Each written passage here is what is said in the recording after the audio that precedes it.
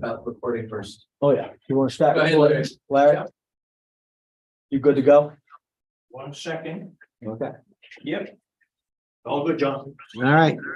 We're going to open up this planning board meeting for November 7th. Would you all join me in the pledge of allegiance, please? Wherever the flag is. Back here today. There it is. Good.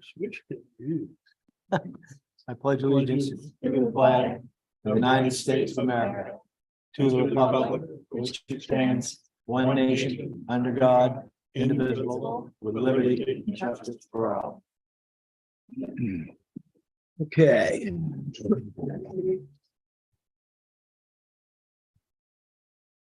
And we have a quorum.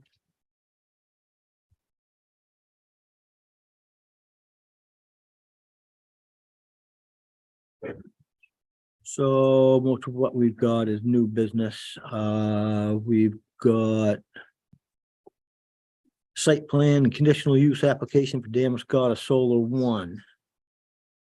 Right, 4.95 megawatt solar array on the easterly side of Route 1, adjacent to the Noblesville town line, this was given permission to just about a year ago. And what they're looking for is an extension of their building permit. I think we actually have some minutes to vote on. We want to vote on the minutes first? We're gonna have time after the evening's done? I hope so. Yeah, we can vote on the minutes first. Everybody's probably seen them. I've Yep. got them. So we've got minutes for September 19th, 2022 and October 3rd, 2022. I'm assuming we should vote on these individually. Does anybody want to make a motion on September 19th, 2022? I'll make a motion. We accept them as recorded. I'll second it. Okay, all those in favor? All those opposed. Minutes for October 3rd, 2022. I'll also make a motion. Okay, speak. You got the sound on? I'll try to speak up a little. I'll make a motion that we accept the October 3rd minutes as recorded. Do I have a second? A second. All those in favor? All those opposed? Okay, so back to the reapproval of site plan and conditional use application for Damascotta Solar One, which is a project that was okayed just about a year ago, adjacent to Route 1 and the Noblesville town line. And what they're looking for is an extension of their building permit. This has already been okayed. They haven't changed anything. There's no alterations or anything else. Does anybody does anybody want to make a motion on that? And I reviewed it. I don't see any changes to it, and I'll go with Isabel's There are no recommendation. changes. Huh? There are no changes. That's what I'm saying. There are no Yep. changes, and we'll go with Isabel's recommendation of Yep. extending it for another 12 months. Okay, do I have a second? I'll second it. Okay, all those in favor? All those opposed? Now we're going to open up a public hearing for miscellaneous updates to the land use site plan review and subdivision ordinance to correct existing topographical errors, to define previously undefined terms, to make the ordinances more user-friendly, and to update references to administration of the development review process, which we've been working on for a while. So we went through this last meeting or so. This is a public hearing. Is everybody familiar with this? Is anybody interested in this? Would you like to say something? So these were the miscellaneous ordinance updates that we've been discussing since the the September 19th meeting. Yeah. The planning board had previously workshopped them. I think you basically covered what they're about: correcting existing typographical errors, defining previously undefined terms, generally making them more user-friendly, and updating references to the administration of the development review process. We previously did not have reference to a town planner in our ordinances, so it was adding things like that. These were included in the meeting packet that was posted on the town's website this evening. We do have a public hearing advertised for these items that was included in the paper. If anyone is interested in speaking specifically to the updates about the miscellaneous land use, site plan review, and subdivision ordinances. Okay, no public input. I do have actually one question. Okay, Does, might as well state your name while you're up there. Jeff Kachakian, I live on School Street. Do any of the changes that were made pertain to any upcoming? Well,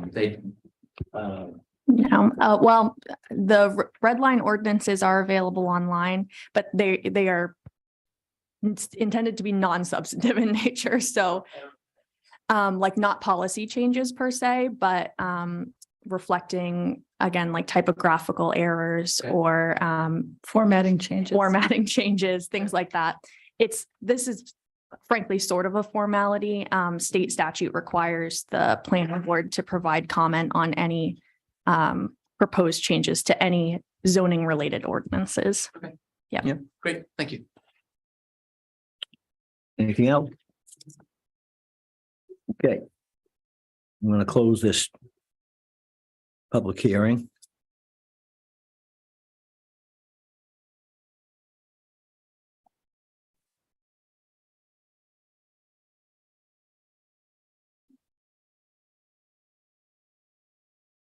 No, if this is the appropriate time, but the Lincoln County Rifle Club, and I'd like to do submit that. If it's pertaining to the miscellaneous ordinance Got updates the- specifically. We're going in process with a public hearing for that. Okay. Has this got something to do with that? Has this got something to do with the reformatting of our ordinances? Okay, Okay. so no, not yet.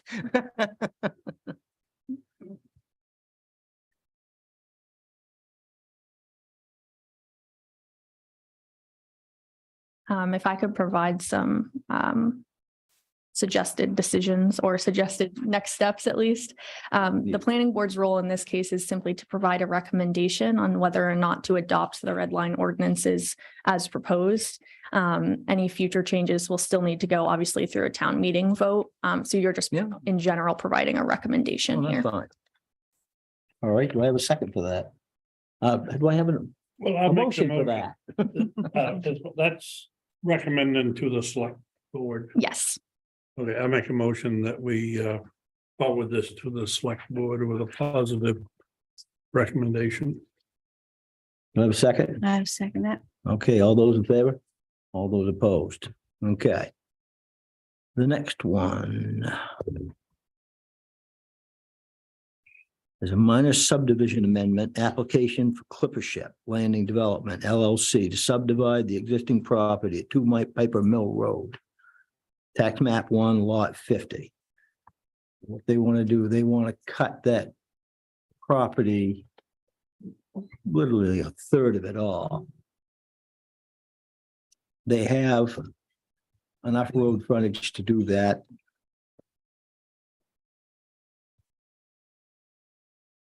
So we're going to open this public hearing. Mr. Chair, if you would find it appropriate, I do have a brief presentation on Please this do. item. Okay. So I think as you mentioned, this is a minor subdivision amendment application. The applicants are Clippership Landing Development LLC. Minor subdivision review, as the board is aware, is required when any changes to a previously recorded subdivision plan recorded at the Registry of Deeds is proposed to be amended. In this case, they are proposing to divide tax map 1 lot 50, I think essentially in a half, maybe a third. For more than a third. Yeah, I have a subdivision plan to show on the next slide. There was a previously recorded plan back in 2019 when tax map when lot 50-10, the Coastal Rivers property was recorded at the Registry of Deeds. And so they're basically intending to supersede that plan.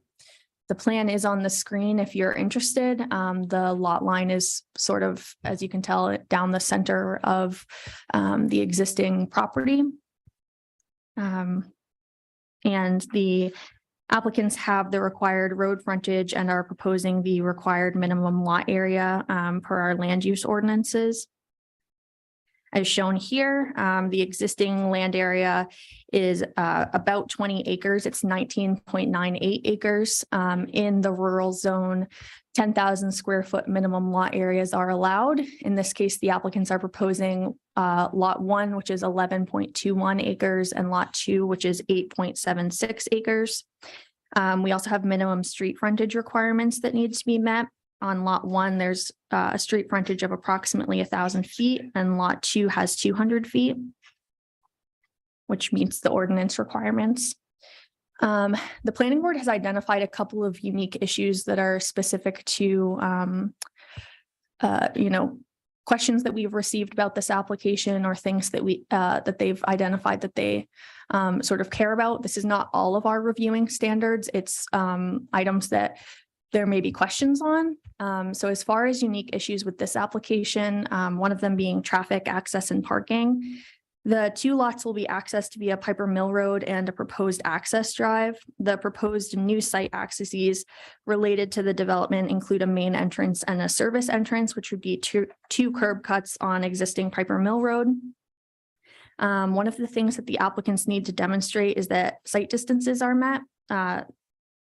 A site distance of at least 200 feet is required. That's by the Maine DOT and our local ordinance standards. In this case, looking left from the main entrance being proposed, which will also serve the reserved lot 2, the measured site distance was approximately 500 feet. Looking right from the main entrance, the measured site distance was about 285 feet. Looking left from the proposed service entrance, the measured site distance was about 270 feet. And looking right from the proposed service entrance, the measured site distance was approximately 210 feet. The traffic report submitted by the applicants does note that there's some existing vegetation found on both sides of Piper Mill Road to the west of the service entrance, which would severely restrict site distances. The applicants have submitted a roadway clearing plan intended to allow the development to meet the standards.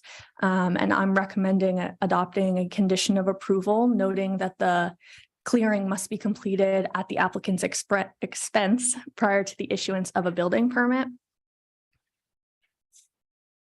As far as the second unique issue that the planning board wants to hear about, stormwater and drainage, the proposal does include a variety of small decentralized best management practices, or BMPs. These are designed in accordance with the state of Maine Chapter 500 stormwater law and come from recommendations described in the low impact development guidance manual for Maine communities, including drip edge filters surrounding the perimeter of the property, 7 bioretention cells that are sort of dispersed around the property, 3 under drained soil filters, and a section of pervious pavement. I do want to note that SLOTA permit review, that's site location of development permit review, is underway by the Department of Environmental Protection. And that the project provides treatment for 98% of the proposed impervious area and 99% of the developed area. This is in accordance with Chapter 500 regulations for basic general and flooding standards. That's DEP regulations.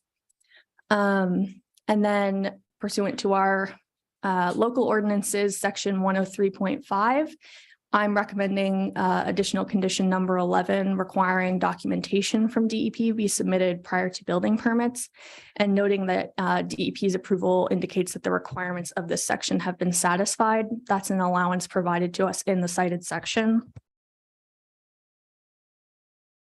And then finally, I think this is my last one, natural resource impacts.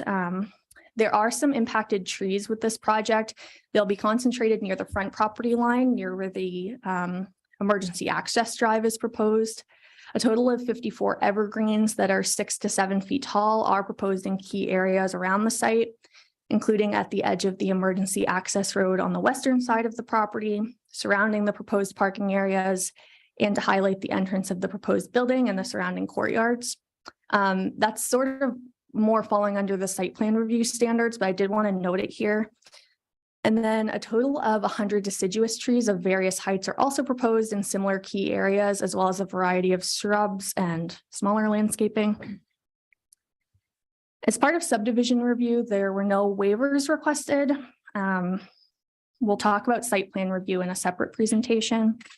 And then, as I noted, I am suggesting a variety of conditions of approval related to this project that I'll just run through quickly. Some of these are our standard conditions of approval that the planning board has discussed previously and adopted in their bylaws and rules of procedure, and some of them are additional recommended conditions. So the first is that the approval would be dependent upon and limited to the plans contained in the record, and then any changes must return to the planning board. Adopted conditions need to appear on the face of the final subdivision plan that's recorded. That's another standard condition. Applicant is required to submit 2 hard copy plans to the town planner for the record and for signature. Obviously, prior to any construction activities, a building permit must be secured. Our ordinance requires that only topsoil directly impacted by the proposed development is removed from the site. I also noted that prior to the issuance of any COs for the project, the applicant shall submit an inspection report to the code officer documenting that the stormwater facilities have been installed and are functioning as basically as designed and approved and are fully operational. Prior to the building permit, the applicant shall submit to the town planner a geospatial data set of the approved parcel boundaries. That's basically to update the town's GIS records.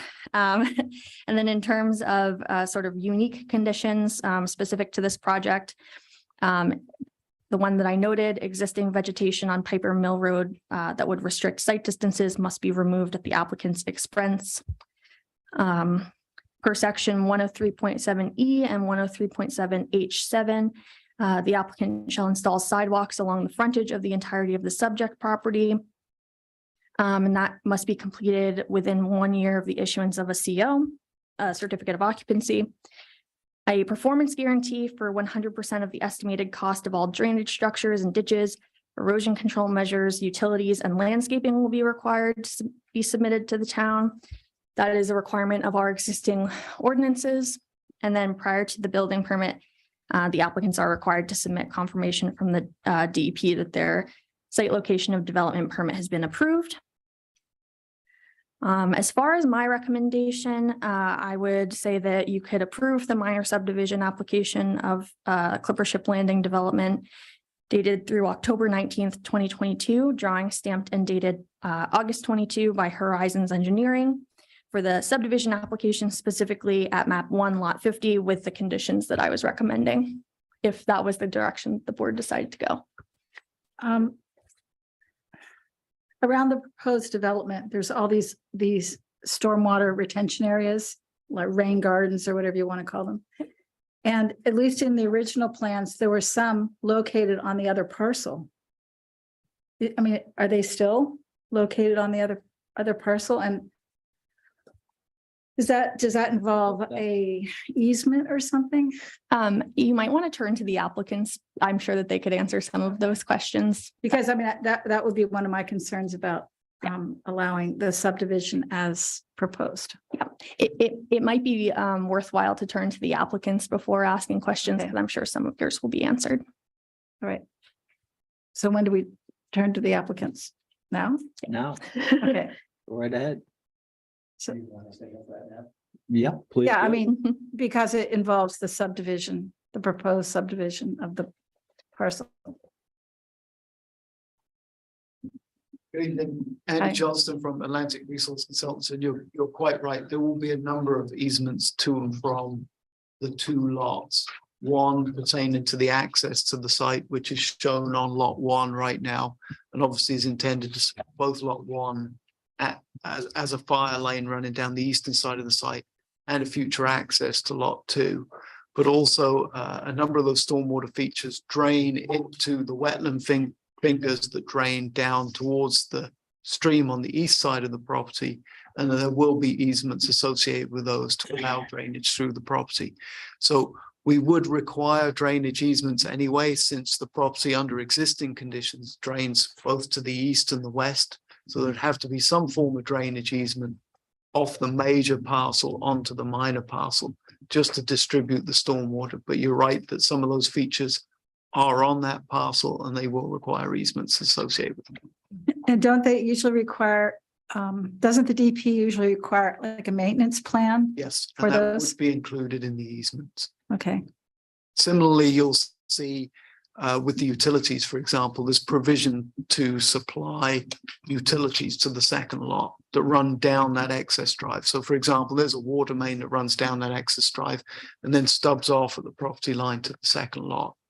And similarly with sewer, which we'd anticipate coming back up along that same easement. So there'll be a number of easements for both stormwater drainage, for utilities, and for maintenance access, as well as the access drive that will be associated with that. so are those retention facilities, are they structures? Are they planted depression? Yeah, I can depressions, get or a little whatever, bit but- more into that. So what we've tried to do here, and as Isabel alluded to, there are guidelines for low impact development Right. stormwater. So you'll notice there's a lot of them, and there's a reason for that. We've gone away from the scenarios where all the stormwater goes into one big pond at the bottom of the site. What this is intended to do is to kind of mimic the natural hydrology of the parcel. So where it drains now to the east and the west down into those drainage ways, we're trying to retain that drainage pattern so it drains down to both sides of the site. And then these are intended to be very shallow depressions. Most of them are bioretention cells. They're only actually a foot deep. They're planted with native plant materials that will tolerate some degree of inundation, but generally damp soil, so winterberry, dogwood, shrub type things, but also Joe Pye weed and some mixes of grasses and shrubs in them. And I say that the entire depression is a foot deep. The outlet structure is 6 inches above the bottom, so it's only ever intended to pond 6 inches deep. And the intention here is that these very shallow depressions kind of disappear into the natural landscape and become similar to what happens right now on the site, which is if you look at the natural drainage ways, they're all vegetated and they're all very shallow depressions. So it's trying to mimic that same thing with small dissipated outlets, all have very small pipe outlets and diffuse the runoff. Well, maybe we can talk about it more in depth when we discuss the actual project. Yep. But I was just curious about how you were going to manage having some of your structures on another piece of property. Yes, Okay. and as I explained, it's going to drain that way anyway. So we would have required drainage easements going on to the other property. All right, So this is just part of that easement process. okay, thank you.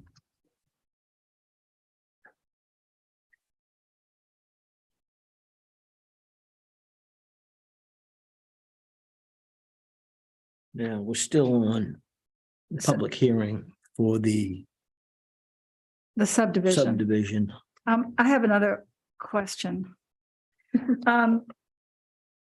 So there's no requirement saying that there's only one entrance for both parcels. No, because they have 200 feet down there. Yeah, so they could potentially They down the could road. Actually have another. Okay, If anything, the policy of the town is typically to limit curb cuts. Yeah.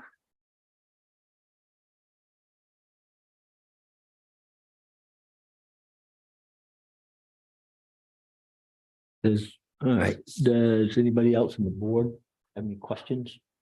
I'm all set. Okay, does anybody in the audience want to speak about the public hearing for the subdivision? Go ahead, Hiley. We received notice of Wait, this, come to the microphone. we received notice of this application, the LCRC Land Corp. And we own land in the area and next to the Rifle Club. And you know, the Rifle Club obviously makes a lot of noise. Yeah. And we just wanted to encourage the planning board to make sure there's the maximum amount of buffer between this project and the boundary that heads towards the Rifle Club, because we just want to avoid conflicts down the road. The ordinance says you're to be creative and do whatever you can to work what's best for the community. And, you know, there's the authority to require buffers.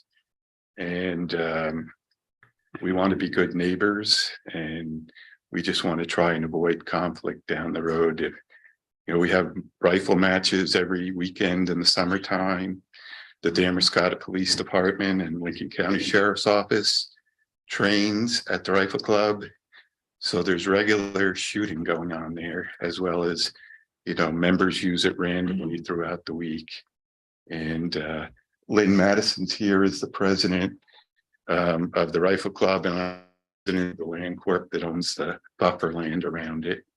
And we hope you haven't totally made up your mind yet, but we just think it would be in everybody's best interest if their designers take into account that noise and can orient their buildings and plant their trees whatever way they can to minimize the disruption for them.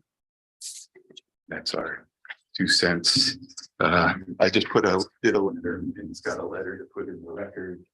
If that's all right. Yep. Our comments. I don't know if you have anything to add to that. It's outlined in the letter. Again, just concerned about the noise. Would you like to speak also? All you gotta do, come on. All right, but this has to deal with the subdivision. Well, the subdivision has buffers. I don't know, we got notice that there's 102 bed nursing home facility application up for review tonight. Yeah. So That's gonna be next. they're mixed together. Yeah, That's they're next. kind of mixed together. So our comments apply to both then. Okay.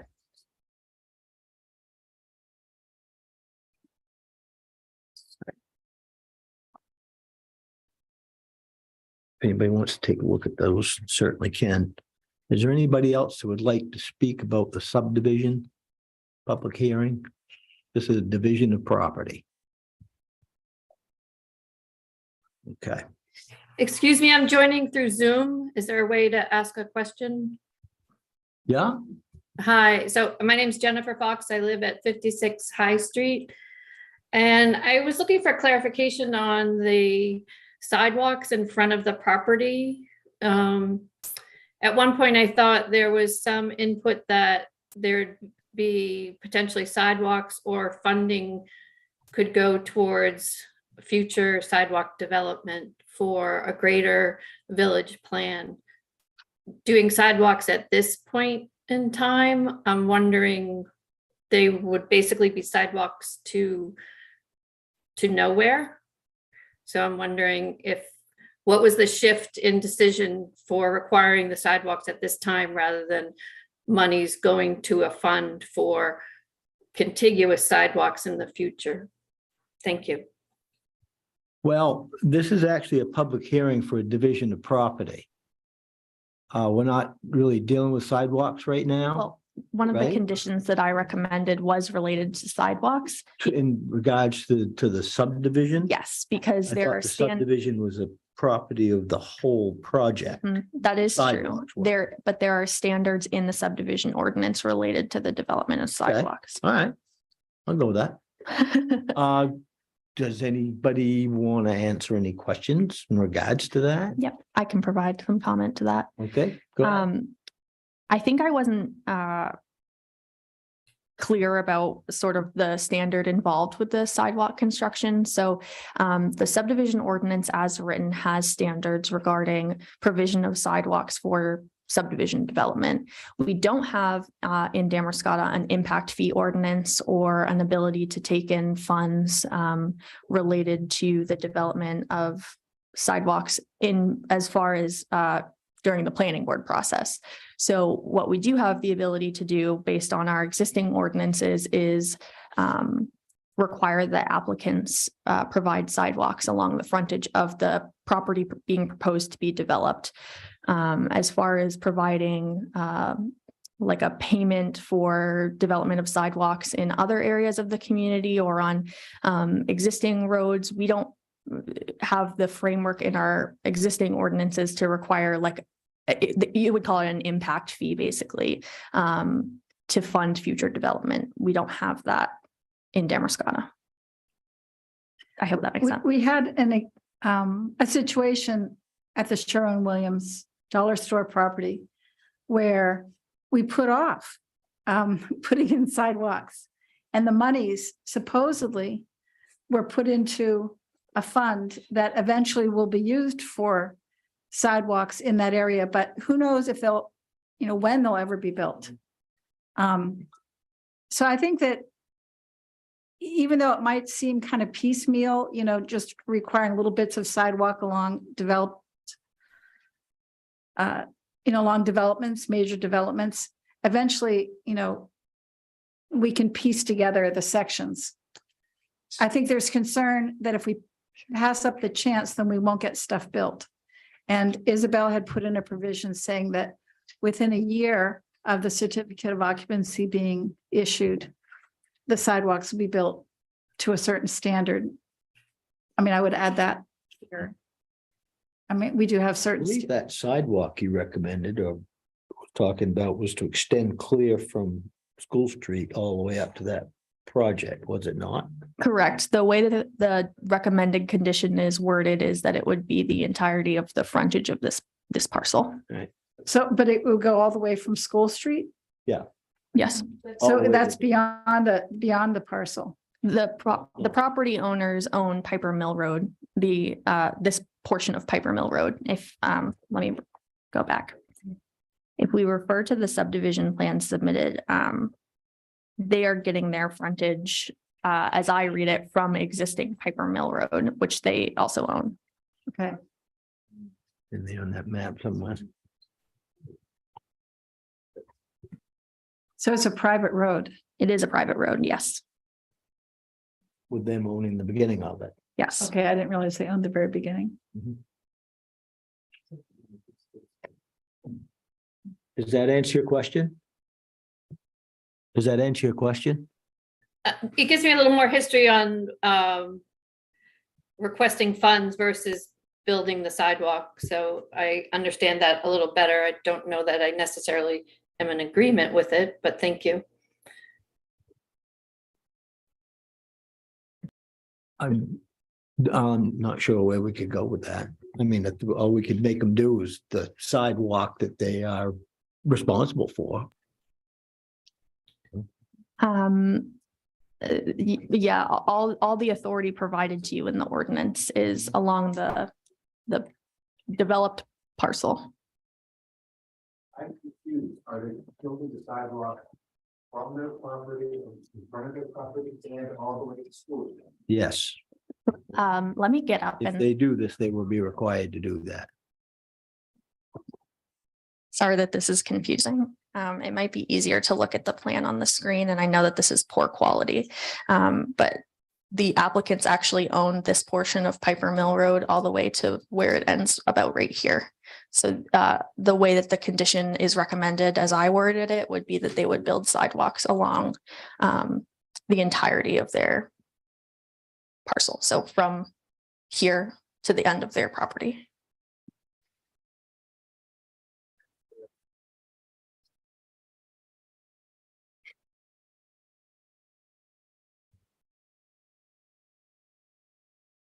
And I did want to add that I don't know if I was very clear about my role as the town planner, but in my role, I provide a recommendation to the planning board, who are the ultimate decision makers.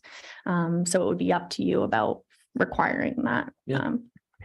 No, Condition. I'm not good with that. So, So now we're at a point where we have to either approve the subdivision of the parcel, right? Or the partition of the parcel. You are at a point where I would feel comfortable recommending making a decision. Yep, Okay. on the division, on the division. Yeah. not the construction, No, Correct. anything, just the division subdivision of the parcel. property. Correct. I am comfortable with that. So, On a motion, Jonathan. well, no, I have to close the public hearing. Okay. Even ahead of you, sorry. Does anybody else have anything else to say about the division of this piece of property? Yep, go I ahead. just had a question. Who is the easement with? The question was, who is the easement with? So the applicants might be able to expand on this, or if I say anything incorrect, please jump in. But it's my understanding that the easement of the property is along the the easement of the road is with anyone who uses the road. So the sewer district, the ambulance, the users of the road. But for the drainage easements, I'm sorry. the drainage easements. The drainage easements would be with the abutting property, which in this case, the applicants actually also own. So the discussion that the board was having was related to the property to be retained, which is currently vacant. And it would be an easement with that property and all of its future successors and assigns, With themselves. basically for now. But they're planning on selling the property once the approvals have been acquired for the nursing home. I mean, isn't that part of the whole deal? I guess I'm kind of confused as to the ownership of this whole. Clippership isn't gonna retain ownership of that parcel. Are they? For the sake of variety, would you like the applicant to speak? Yes, could the applicant speak? They're asking that, that when the remaining land is sold, you know, who will buy it, what will be there, and what the entity will be. Well, our intention is that. Okay. Sorry, do you mind using the microphone? Call, I do not. My name is Daniel McGuire and I'm managing partner of Sandy River Company, and we're developing the project that we're talking about. Typically, when we develop a senior care facility or nursing home, if there's an opportunity to set aside land, we'll do it.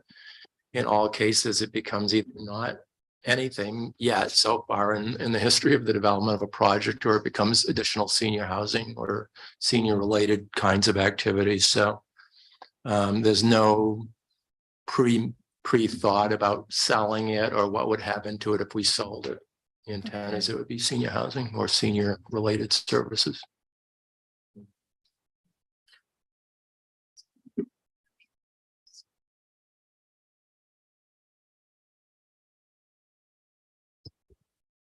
Are there any buffers being required of this division?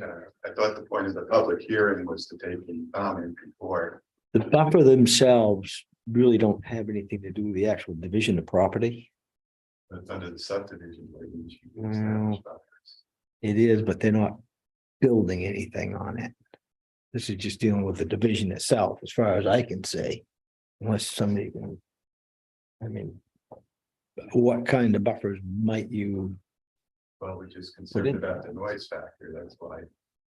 I thought the public hearing, the idea of the public hearing is to gather facts, Yeah. take them back and think about them, see what the developer has to say, and then come back and rule on it then. It is. I think maybe when we discuss the facility, those concerns can be discussed then, because they are proposing all sorts of screening and, you know, they have a vegetation plan, landscaping plan and things like that. So maybe that would be an appropriate time, you know, the next hearing after this hearing. Yes, sir. Yeah, I just. If you subdivide land and hold it, eventually you have to come back to the planning board for site plan review of that land. So that piece would obviously go through the same review process that we're going through with a new nursing home, including buffers. So it happens eventually, and it has to happen. Highly, the buffer that you're talking about, is it closer to the land that they're gonna build on, or would it be to the empty parcel that's behind? It would be closer to you. Closer to the right. So it'd be the vacant lot behind. Yes. Okay, so as they were leading to, nothing is being built on that side at this time, and nothing through this approval process will be. So that's all gonna be wooded land. That is the buffer that you're talking about between those two pieces until such time that something happens on that parcel of land. Really, the woods are the best buffer you're gonna get. That's what we're looking for. Yep. Yeah, and as long as they're not gonna strip mine it out there, and it's already been cut. It was cut, I don't know, 7, 8 years ago, something like that. They cut it quite a lot. They left some stuff in there, and it's growing up quickly. So, and there's also, they don't own all the way to the streams. You're always gonna maintain that stream buffer down there, which was not cut. You know, and on the rifle range side of that property. Of the stream. That's also growing in heavily at this point. That's the best sound buffer you're gonna get. Yeah. It really is. Oh, I understand. That's what I was wondering if that was part of the approval, that it would stay like that. Well, I don't know how you'd improve on that. Is it really? I know on Pleasant Street in Damascotta, I can hear the rifle range pretty Right well, out to my house. but I'm not. How is it down in that area? Does anybody live in that area? Do you hear it? It's loud. I live on School Street. Mhm. I can hear it clearly on High Street. Okay. Especially weekends, Sunday mornings. But you know what? It's not a bad facility. Oh, okay. It's really not. I'm sure I did. I mean, I guess pine trees is probably the best buffer. Yeah. Yeah, by far. So in all honesty, you know, this is not a deal breaker for the division of the property. You know, like I said, the best buffer you're gonna get is that. So. All right, yeah, go ahead. I have a question. My name is Claire Summer. I live on School Street. My question is, if you make a recommendation for the subdivision before we have the public comment on the site, I'm wondering, like, a concern I would have is, well, maybe, like, if it turned out that they slid the whole thing over, 100 feet onto the other parcel, that would be actually the best thing, but you can't do that if you've already just agreed to subdivide it. And I'm wondering if Isabel, if you could help in terms of what gets ironclad if you make a recommendation to approve the subdivision at this point before we talk about the whole project. Yep, that's a good question. So I think by way of response, basically the findings as I've outlined them in my memo would really be what was be ironclad at this point. So that would be things like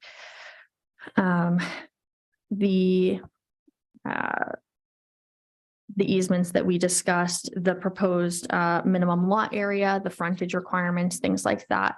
It would be the plan that was shown on the screen.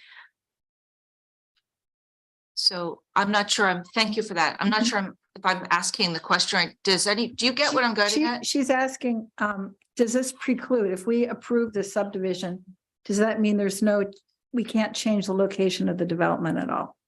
No, approval of the subdivision wouldn't preclude the development. We're not weighing in on building on either of these lots. We're basically weighing in on the division. Thank you. Yeah. Okay, any other questions from the public? I understand there was to be a traffic study. We're not, yeah, well, that's going to be the next one. Okay. I have a question. Yeah. Does the developer have any pictorial evidence of renovation of habitat around their other properties? So like, this is like 5 years after they've been built. Did it really happen? A restoration? I'm not sure if that falls into this subdivision either.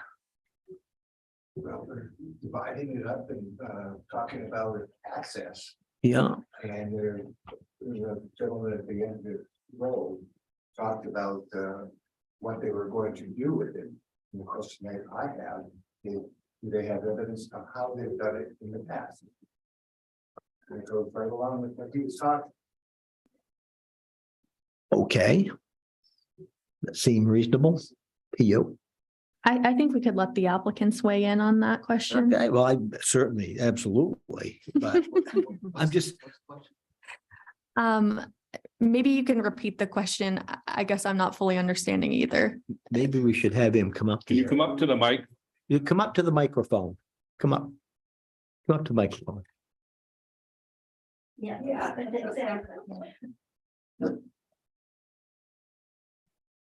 I guess I'm Randall Peterson on School Street. Wondering what the track record is for renovation or restoration when they have apparently planning to disrupt some of the habitat. And I assume that they've disrupted habitat in the past. And I'm wondering how well they do the job of restoring it. What comes to my mind is the intersection at Route 1 and Belvedere. The church there didn't have permission to cut down all those trees. And their restoration was to just plant a couple of trees along the road. So I don't think that's what was talked about. And I'd like to know what they're really talking about here and what they've done. Well, they haven't done much. I'm thinking about not my house, because, you know, what they do is fine, but anybody else that is around that area. You know, I think what you're asking about is like the landscaping plan and how they plan to some of the tree impact that I was discussing in my presentation.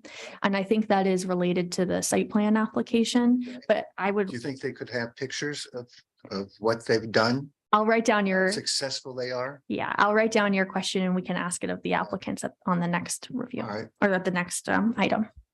okay. I have another question, probably doesn't apply. Throw it out and let's see. It's, probably don't want it. I'll talk later. I'll come back in a little while. All right. Anybody else want to say anything about the subdivision of the property at 2 Piper Mill Road? Okay. You guys got any more questions? All right. Could so- I, sorry to interrupt again, could I ask one more question about, in regards to the wetlands, that would be more on the parcel that is being divided off and not developed at this point? I thought in their proposal somewhere, they mentioned that that would not be developed and therefore the impact to the wetlands would be minimal. So I'm wondering why they are proposing to have utility easements and develop utilities for this second lot if it were not going to be developed in the future. Would you like to answer that? I'll take a stab at that one. Okay. So the intention is that the second parcel is retained for potential future development. I think what you may be referring to is at the eastern side of that parcel, there is a large wetland. There are a couple of drainage fingers that go down into a larger wetland that's associated with the stream. That stream, by nature of the fact that it has a large open water component to it, becomes a wetland of special significance, which has a 250-foot buffer on it. And you'll see that noted on our plans. There is no intention to get within that 250-foot buffer. In fact, it would be very hard to do so, given the current regulatory environment. So there is a significant setback off the major wetland to the east of that parcel, which will not be developed.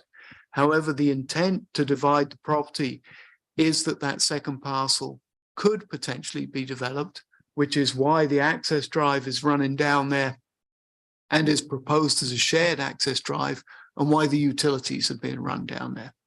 So I hope that answers your question. Thank you. Okay. Anything else? All right.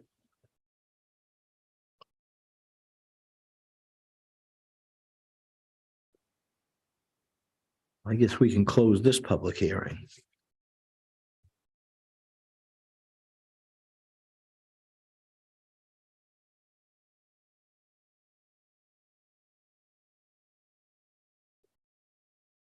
And we're not going to take action on this at this point, correct? The subdivision, I think you should turn to the board and see if there is desire to take action. if you all feel comfortable, or if there's something specific that the applicant should bring back. You guys see any reason not to act on this? See, I would support us taking a positive approach to this. Because this is taking a large piece of land and subdivided, and it meets all the requirements for subdivision. It does. And all of the peripheral questions are appropriate in a different theater. This, we're just talking about a subdivision. And that's what it is. The only thing is that if we approve that, it seems perhaps that we should take action on the subdivision after approval of after we move on the project. Because the lines are so tightly wrapped around this project that it can't really be altered at all, or changed. If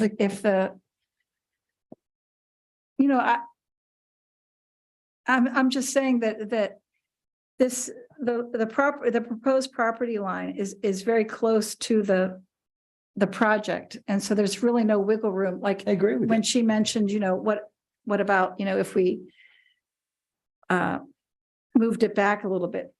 Although I'm sure that the engineers have really gone over this parcel and they've located it here for a reason, Mhm. but I'm just not sure why we should take action on it right now. Good argument. I mean, I can see why the developers want to do it. I think it makes sense to subdivide the property. But I'm not certain if right now we need to do that. In regards to the What- project as a whole. Yeah, what do you think? Well, I think I honestly think if you subdivide it now and give them permission to subdivide it now, it gives you an argument for altering things. In other words, if it's viewed as one large lot, it eliminates any setbacks all the way around here. See what I mean? Because they've already met all their setbacks. Mhm. So, there might be some basis in allowing that. I will say that this fire lane to the east side, the proposed property line is literally right up against that fire lane. Right. There was a recommendation, since both of these properties are owned by one entity, that would be an acceptable way to go, because they both own it. It's not like having, Hiley and me living next door to each other and me wanting to put a driveway up against his property line. Because they own the thing. Yeah. So for that's the a time reasonable being. argument. But they could sell it. But if they wanted to sell it, so what do you do about that? If somebody did come in and want to sell that, so. So that they were asking for a waiver on Yes, that setback. basically. Okay, That's for us basically to exactly right. approve the subdivision, we'd have to approve that waiver. What page was that on, Isabel? You remember? No, sorry, the waiver piece for the I've got these waivers right here. access drive is not included in subdivision. That's in the site plan application. Yeah, okay, And that was in the site plan application. All right. Yeah. Okay, because the subdivision plan, doesn't as have we that- showed on the screen, doesn't have that. doesn't have that setback. Okay.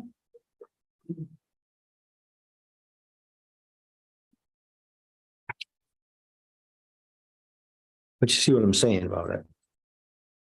Where is that waiver? Do you know what page it is? Well, yeah.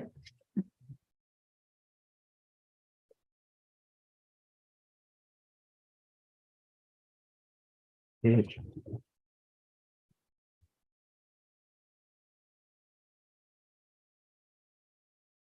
Can't remember where it is. I saw it.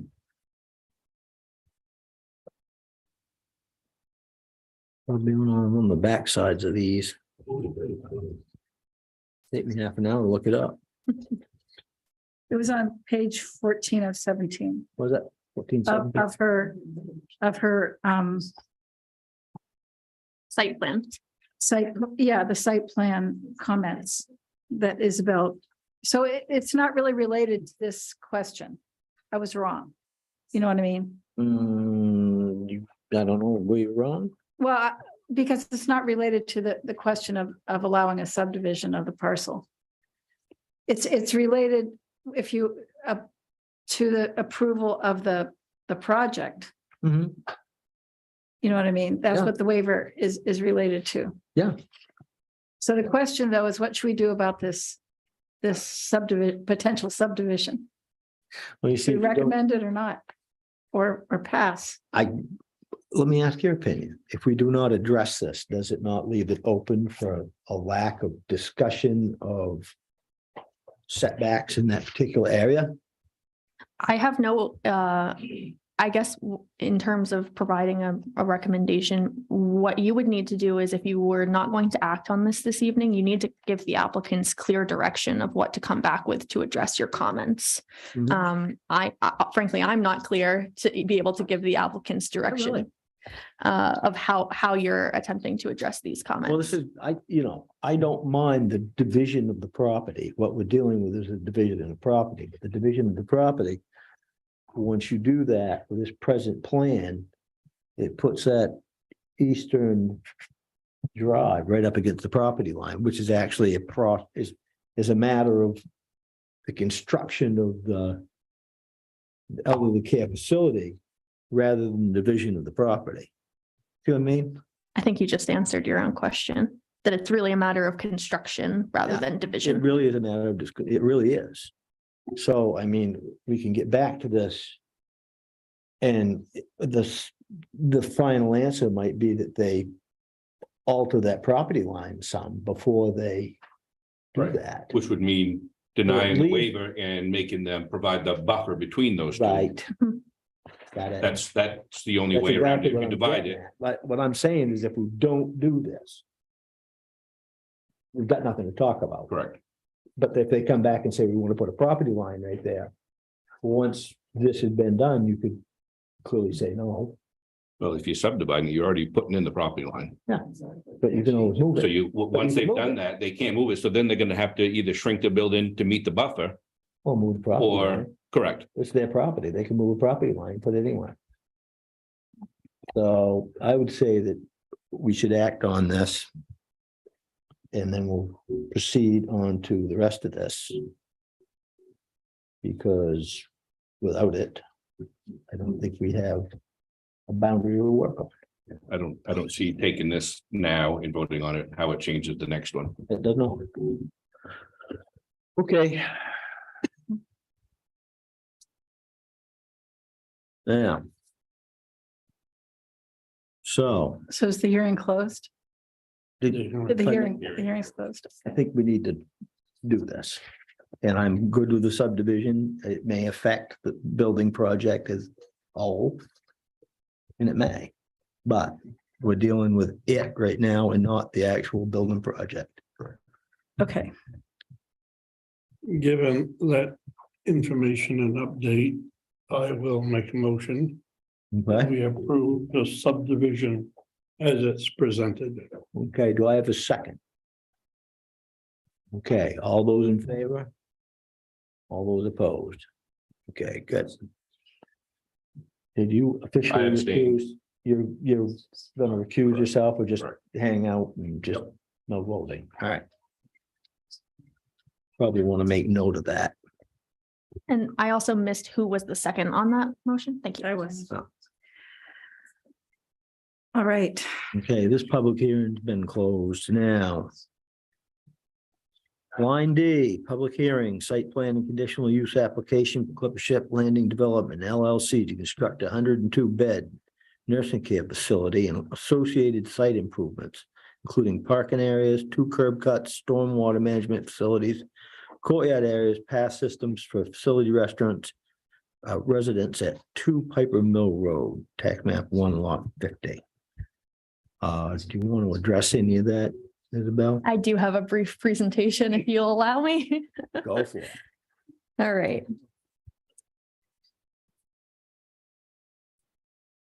I think you described it well. The request on the table right now is the site plan review, site plan and conditional use review in order to construct a 102-bed nursing care facility and associated site improvements, including parking areas, 2 curb cuts, stormwater management facilities, and courtyard areas and path systems for the facility residents.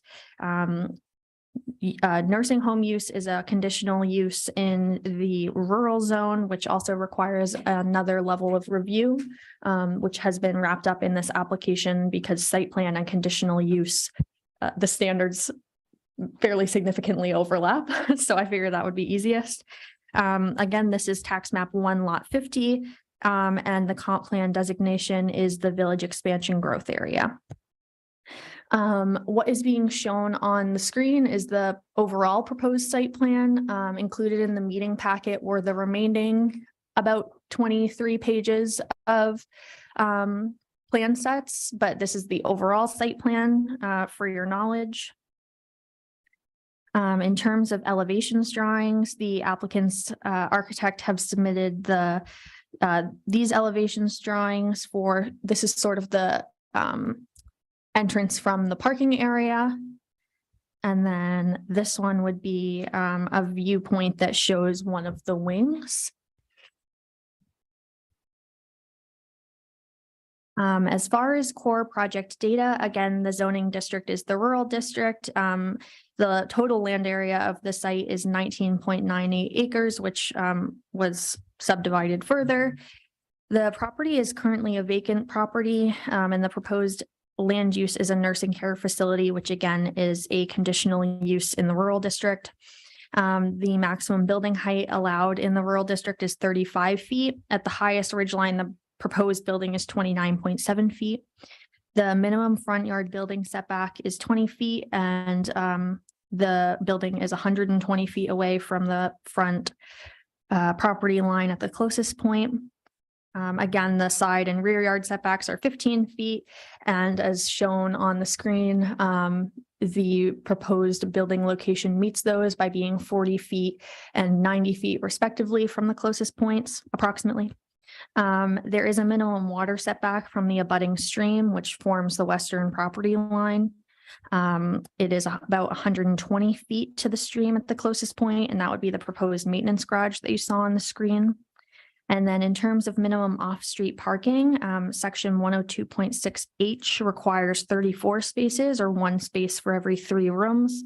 The applicants are proposing 103 spaces, including 9 spaces for those with disabilities. The unique issues are going to be quite similar, although I broke up traffic. A traffic assessment was conducted and was submitted alongside the application with the following findings. The proposed development will generate approximately 20 AM peak hour trips on weekdays and 34 peak hour trips on weekdays.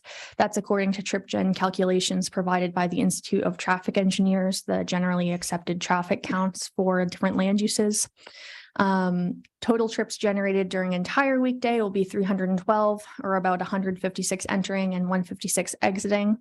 The Maine DOT has standards regarding traffic movement permits.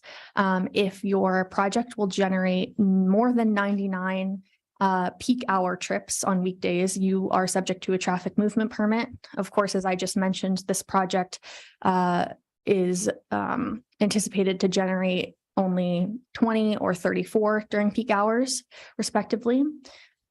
I did want to note that there is one high crash location in the immediate vicinity of the site. I think we're all aware of it. It's the School Street and Main Street intersection. Maine DOT considers any roadway intersection a high crash location if there are 8 or more accidents within a 3-year period, and if the critical rate factor for location is greater than 1. In this case, again, School Street and Main Street intersection is a high crash location. The Maine DOT has advised town staff as well as the applicants that a short-term fix for this intersection is currently scheduled for implementation in 2023, and that further long-range intersection improvements are currently being studied. We talked about previously that site accesses meet Maine DOT site distance requirements for roadways with a speed limit of 25 miles an hour. With the condition that the applicants will be responsible for the clearing of vegetation as noted by their traffic engineer. In terms of parking, again, section 102.6H requires that nursing homes provide 1 parking space for every 3 rooms. Therefore, the project requires at least 34 spaces. Again, the applicants have included a total of 103 parking spaces, and they have provided data from their other main properties substantiating the need for the 103 spaces, especially during holidays at their peak visiting periods. In terms of lighting, exterior lighting is proposed within the parking areas and along key access points along the building. The applicants have indicated that this is for safety reasons. Folks, please. A lighting plan has been submitted which confirms that foot candles on abutting properties don't exceed 0.1. That's in accordance with our local ordinances.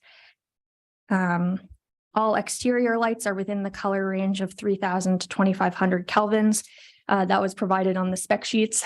We're getting a little bit technical here, but that's our local ordinance requirements for colors. Section 102.6D requires that the maximum height of freestanding or building attached lights on properties or in parking areas won't exceed 16 feet.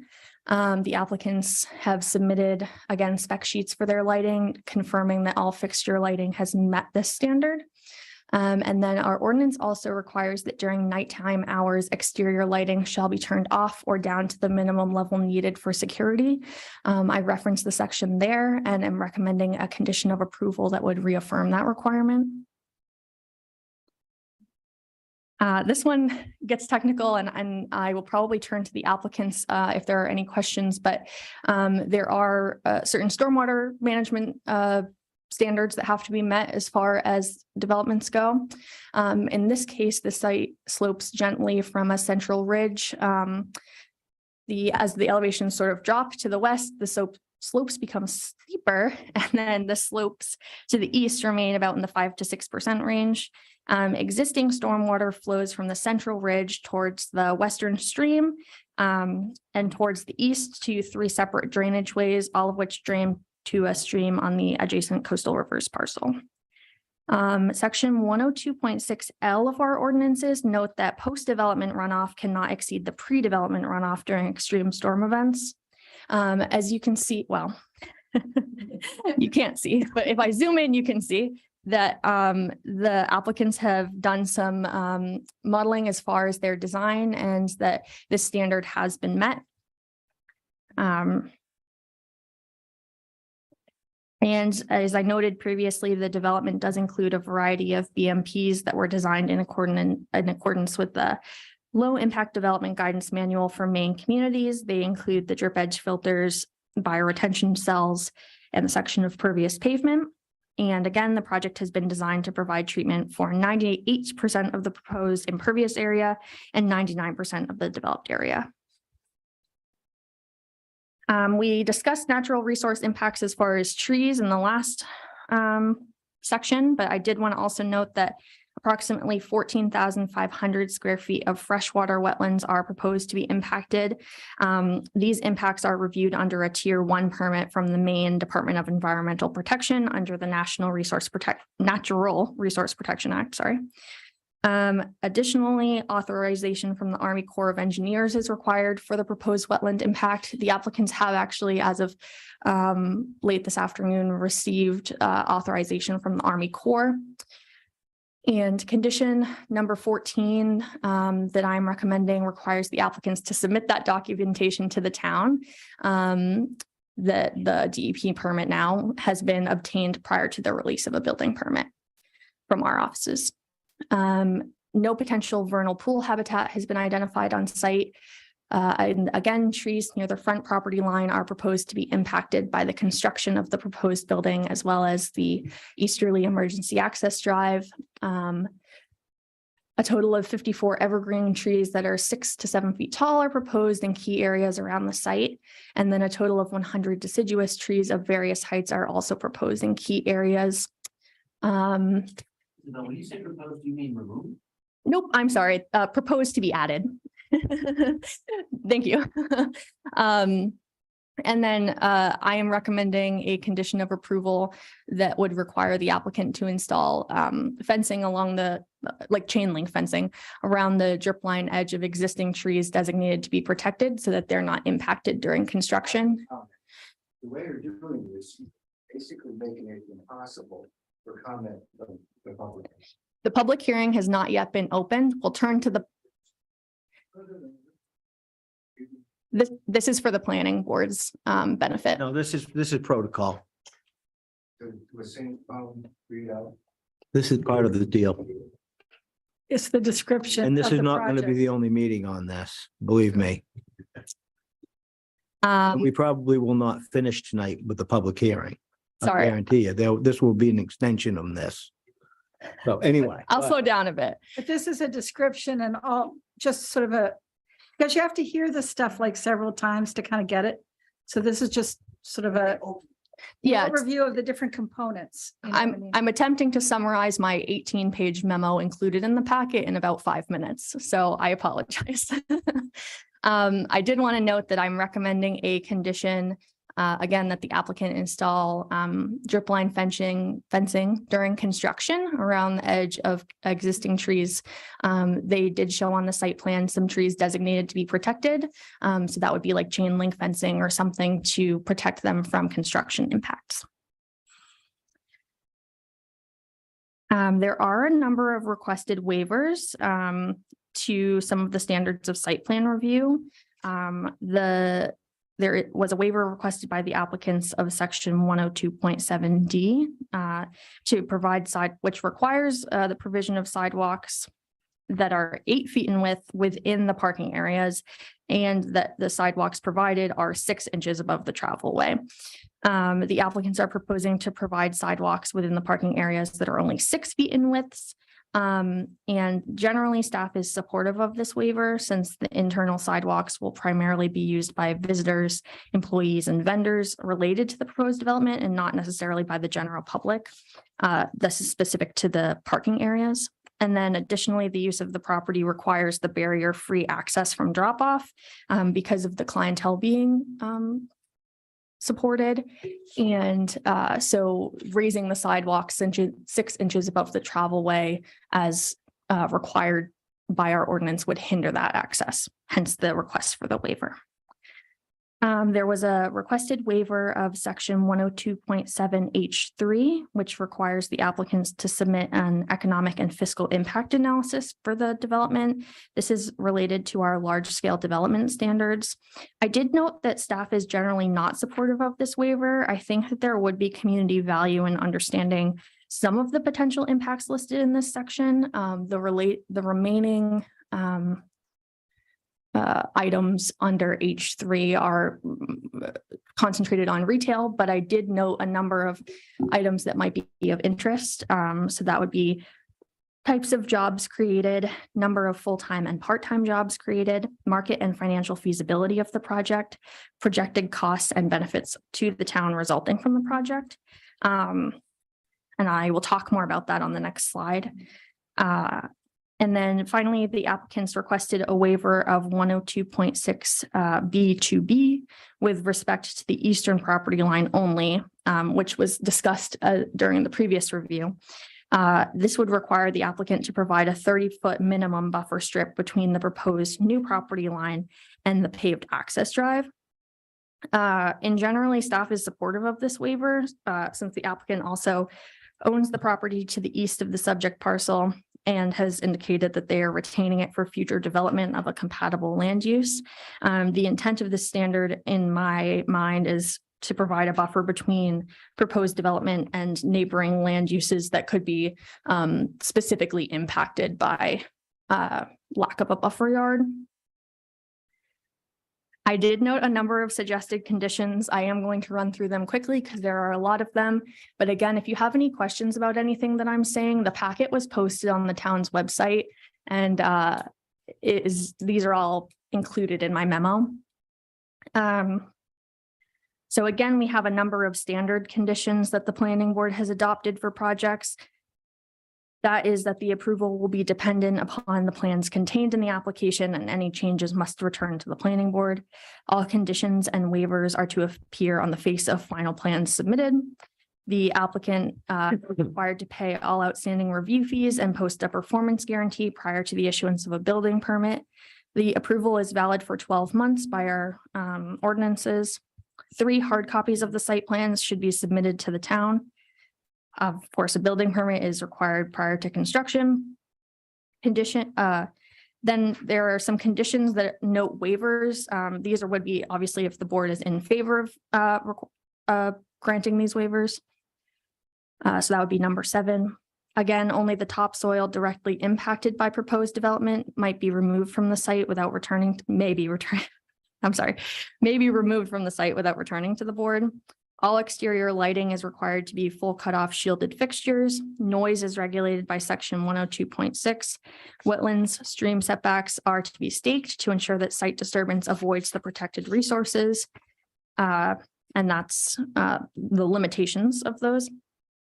The clearing of vegetation as depicted on the submitted roadway clearing plan must be completed at the applicant's expense prior to the issuance of a certificate of occupancy. Requiring the installation of a 25-mile speed limit sign on Piper Mill Road near the School Street intersection, as well as the installation of a standard curve warning sign on both approaches to the S-curve intersection of Piper Mill Road. This was something that was recommended by the applicant's traffic engineer in their traffic assessment, and I am recommending that as a condition of approval to be installed at the applicant's expense prior to the certificate of occupancy being issued. Again, the site location, Natural Resource Protection Act, and Army Corps documentation is to be submitted to the town prior to the issuance of a building permit. Drip line fencing is to be installed at the edges of all trees designated on the plan for preservation.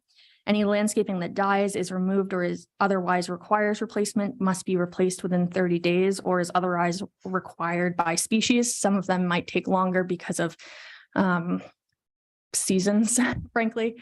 The applicant, again, shall install sidewalks along the frontage of the entirety of the subject property at their expense within a year of certificate of occupancy. The final locations and number of hydrants must be approved by the fire department prior to submitting any building permits for the project. And then the department has also requested that the location and details of a Knox box be provided to and approved by the department prior to the issuance of a certificate of occupancy. Another condition noting the waiver of a certain section that we discussed if the board is in favor. 2 of those. And I think that was it. 21 conditions. So there's a couple of ways that I would recommend that the planning board go, depending on how you're feeling this evening about what has been shared. So I would say the first one is noting that the economic and fiscal impact analysis required by 102.7H3 is still outstanding. The board could vote to leave the public hearing open and ask the applicants to provide a written analysis to the planning board in advance of the next meeting.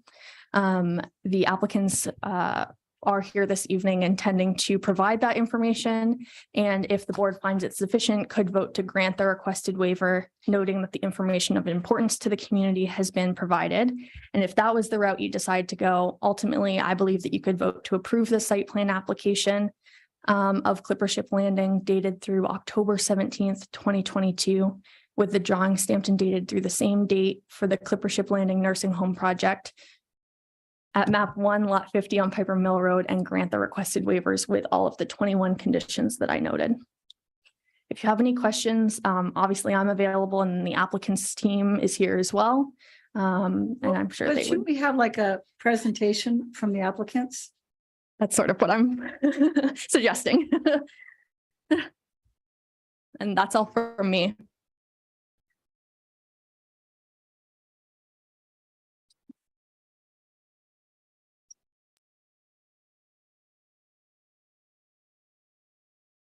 Again, my name is Daniel McGuire, and I'm the managing partner of Sandy River Company. And first of all, thank you for all the work you put into this. Both the town planner as well as our site plan walk was very helpful, and we try to address as many things as we can. I think we've done a pretty good job. Back, can't hear. So they're asking to speak a little louder. Yeah, pull your mic back, Phil. Thank you. I'm never sure how loud I'm speaking. Is that better? Yes. Is that better? Okay. Again, I'm with Sandy River, the managing partner of Sandy River Company. We've got our entire team here. I won't introduce everybody. They're the same cast of characters that were here last time. The thing I want to emphasize is that we're not building a building from the ground up that is new in terms of a new service. We're replacing an existing service. So we're replacing Cove's Edge nursing care facility, as well as a nursing care unit in Booth Bay Harbor, and developing a 102-bed licensed nursing care facility on the property that we're talking about. I also want to say it goes through a very rigorous approval process. It's not just sitting here. It's a certificate of need process with the Maine State Department of Health and Human Services. And they look at the financial feasibility, the need for the project, a whole host of things that goes into that process. And it's a long, very arduous process with the state to build a new nursing home. This is the first step in it. We normally don't go into the next steps until we get planning board approval. So it's really important to get that approval before we can begin the certificate of need process, as well as bank financing and all the things that goes into actually getting the project built. There are 3 neighborhoods within the building. I don't think we have the site plans and stuff, but I showed you last time. We're doing 3 neighborhoods of 34 beds each. One of them will be a skilled care nursing unit. A second will be a long-term care nursing unit. Then a third one, which will also be licensed nursing, will focus on memory care at the nursing care level. We're not new at this, as I explained before. We've been developing nursing care facilities in communities in Maine since I started back in 1983 and 1984. I have 2 business partners that I work with, and we've been at it a very long time. We're developing a project up in Rockland, which is probably 70% done construction. I would invite anybody to come up and take a look at that building. It's almost identical to what we're talking about for this project. We just opened another project in Sanford, a 96-bed nursing care facility, which is also with the 3 different neighborhoods. So if you're in Sanford, please take a look at that as well. We also are very happy that we're breaking ground next week in Portland on a 102-bed facility as well. So we're very active and been at this a very long time.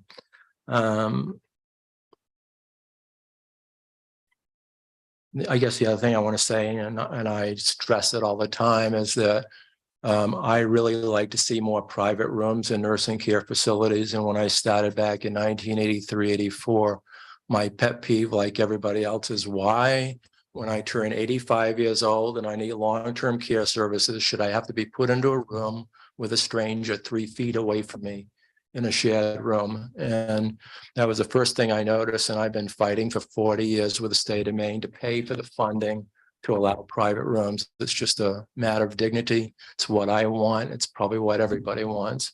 And I'm very proud to say that this facility will be 100% private bedrooms, which is almost unheard of in the state of Maine. In fact, it's almost unheard of in the United States. But we have fought really hard, and DHS is now on our side. And the reason why they're on our side, it took COVID to get everybody to wake up to the idea that having private rooms, and certainly some of the ridiculous facilities around the country where you still have 4-bed wards and 8-bed wards, which is where you read in the paper the disasters around COVID. So we really are very pleased to be able to deliver that kind of service and building in this community. And it's really it's a big deal. I just want to stress it. I think that's it for now for me. I'm hearing impaired, as you probably all figured out by now. So you're my ears. If there's questions, I'm happy to answer questions. We do want to get into the more technical part of it with our engineers if there are questions relating to some of the things that were presented by Isabel. So That's my presentation for the moment.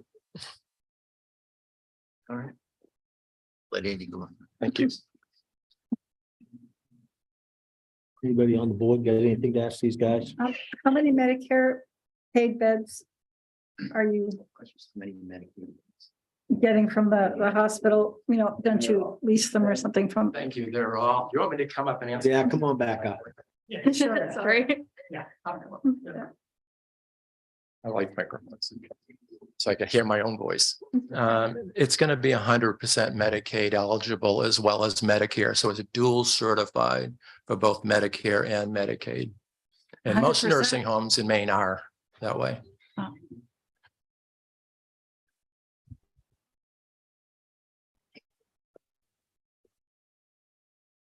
Any other questions you guys got? Okay. You got information? I hope so. But my job here is just to walk you through the site plan and to explain and perhaps to provide some infill information based on some of the questions that we've already received about how the project got developed, why things are the way they are, and how they work the way they are. So I'll start by just answering the question about the existing site analysis and why is the building where the building is. And you'll probably get from the information that we've provided, there's a lot of work that went into analyzing the existing site, looking at the natural resources, looking at the surface features, but also the subsurface conditions on the site. And so the existing site, as was explained by Isabel, comes in off Piper Mill Road, and there's kind of a ridge that runs down the center of the property, and it drains off to the east and the west. So what we've tried to do here is place the building towards the center of the site, but towards the high point on the site and towards the flattest portion of the site. And what that does is it enables us to reduce the footprint of the area that we have to disturb with the property. Because we're using the flattest and the highest part of the site, it minimizes the cuts and the fills. It takes pressure off the foundations, but it also enables us to maintain a lot of the existing woods around the site. And a couple of the questions that have come up already are about buffering around the site. What we don't want to do is expand the footprint outwards. We want to retain as much of the existing woodland as we possibly can. Now, off to the west of the site, there is a stream at the bottom of the valley. Off to the east of the site, there are 3 drainage ways that then contribute into another stream that's on the adjacent property. So obviously we have to maintain setbacks to those drainage ways and those wetlands as well. So when we looked at the site, we looked at the building, we oriented it and placed it on the place where it works the best and it minimizes the impacts on the site. And it's also oriented in a way that protects both the neighboring properties by showing the ends of the building to the neighboring properties rather than the big long face of building. And it orients the front entrance towards the south, which is important in facilities like this. And I expect everybody who's lived in Maine for a long time would appreciate any building that has an entrance that faces towards the south, because it keeps it free of frost, keeps it free of ice, and it keeps it protected from those northerly winds. So a substantial amount of work went into figuring out the best orientation and the best way to put the building on the site. And then we started looking at access off Piper Mill Road, where the parking gets placed on the site, again, with a mind to maximizing the retention of the existing vegetation around the edges. So you'll see on the site plan 2 entrances, one that is almost directly opposite the entrance to the Ledgewood Apartments, and that serves as the main entrance. And then there's a dedicated service entrance, which is further down Piper Mill Road. That helps just by keeping service vehicles and vehicles that are going into the back door of the facility away from the visitors and the other traffic that's entering through the main driveway. There are 102 parking spaces, 103 parking spaces. 103 parking spaces, let's say 104 parking spaces. Do I ever raise 104? 103, I think it's 103 parking spaces. I got lost because when we originally proposed it, we had a few more than that. And some of them were towards the front property line. And we eliminated that bay of parking based on the information that was provided in the package. And we know that that's above what the ordinance requires and substantially above what the ordinance requires. That's not unfamiliar territory. There are a lot of town ordinances that don't quite keep up with what the actual parking needs are at these facilities. So what we've presented is the parking that is provided at other facilities and how that matches with the bed counts and provides enough parking, but not too much parking. And as Daniel explained, they have experience in designing and constructing these facilities. They don't want to pay for constructing any more parking than is needed. But at the same time, as people in this town will probably appreciate, you don't want to be in a situation where there isn't enough parking on the site and people have to try and park along Piper Mill Road and places where it would not be appropriate and could cause safety issues. So that's why the number of parking spaces are what they are. And we feel, based on the experience both of the developer and ourselves on these facilities, that it is an appropriate number of parking spaces. There are landscaped islands within the parking area, and we're trying to retain as much of the woods on the front end of the property as we can to shield the view of the parking area. All the utilities for the new facility come right in off Piper Mill Road. There's three-phase electric. You'll have probably seen, if you've been up there, the new poles that went in to serve the sanitary district, which went from underground to overhead. So three-phase electric is available in the street, as is fiber internet. So that will be coming directly off the street. The water main terminates out in the front of the property. We've done a hydrant flow test and looked at the flow and pressure in that water main, and it's sufficient to serve the new facility. And the sewer is available in the street via a pump station, private pump station, that will be provided to serve the facility and pump up Piper Mill Road. And we have those letters from Great Salt Bay Sanitary District indicating that they can serve the property. The stormwater, we got into that a little bit early in the discussion. But the idea here is low impact development. We're trying to disperse the runoff of the new impervious areas to the extent that we can and try to mimic the natural hydrology of the site by spreading stormwater across several different features, all of which are landscaped and all of which are designed to be shallow and to disperse the stormwater and provide the adequate treatment necessary before discharging to the same areas that it discharges now. Just to supplement on the buffering and the orientation and the design of the site, there's a pretty hefty landscaping plan that comes with this. So in addition to maintaining as much of the natural woodland around the areas of the perimeters of the site as we can, it's also going to be supplemented by a substantial amount of new landscaping, which includes some berming, a lot of vegetation, some fencing around the courtyard areas, again, just to help shield from potential noise impacts and other visual impacts in both directions, both to and from the neighboring properties. As Isabel mentioned, and it was actually one of the comments that we received from the planning department on the lighting. Staff went through the lighting requirements pretty thoroughly. We had missed something on which is kind of unique actually, but a good development in lighting ordinances is the color temperature of lighting. And everybody's looked at those LED, the harsh blue, white lights of LED.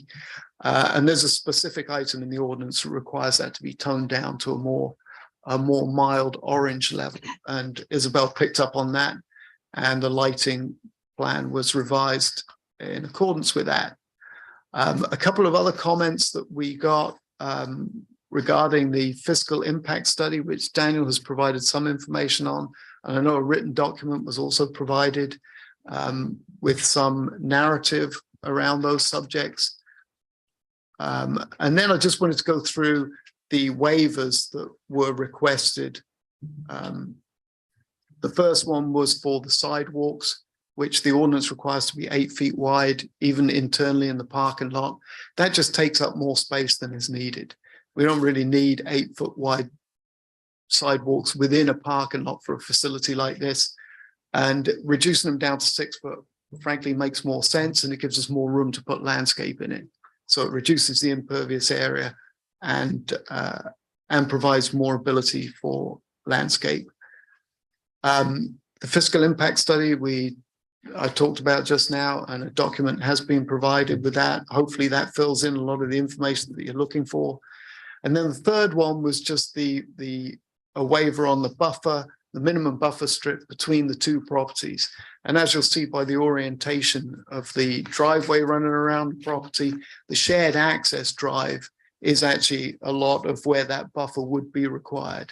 Since there are two compatible uses, a lot of the east side of that property line is wooded wetland area that we do not intend to get into and we do not intend to cut.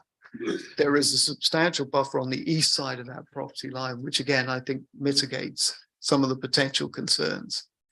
We do have Bill Bray, our traffic engineer, with us this evening. As you'll appreciate from his traffic impact assessment, I won't put too many words into his mouth, and I'm sure he'll be able to answer a lot of questions. Nursing homes tend to be pretty low traffic generators, and you'll see that in the numbers that you have, certainly compared to residential and other commercial uses. He did have some good recommendations on the signage on Piper Mill Road, especially for the S curves there, and also for clipping the vegetation on the south side of Piper Mill Road. And he also had a little input on the short-term solution for Main DOT for School Street and Business Route 1, where there is a single tree there that somewhat inhibits the sight lines, and some trimming of that tree may just assist in the meantime, as well as the short-term solution that DOT is proposing on that. So that's a summary of the site plan, how the site plan was developed and how things work on the site. I'm sure you'll have plenty of questions. I said we have Bill Bray, the traffic engineer here. Rebecca Dillon, the architect, is also here if you have any questions on the building. And of course, the applicant's representative is here if you have any questions about operations and how these places work. Thank you.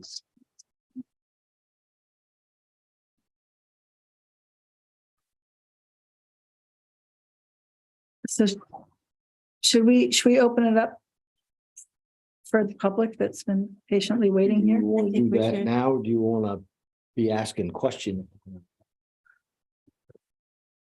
I mean, I've got some questions. You? Yeah. Okay. I will tell you that if we open up this public hearing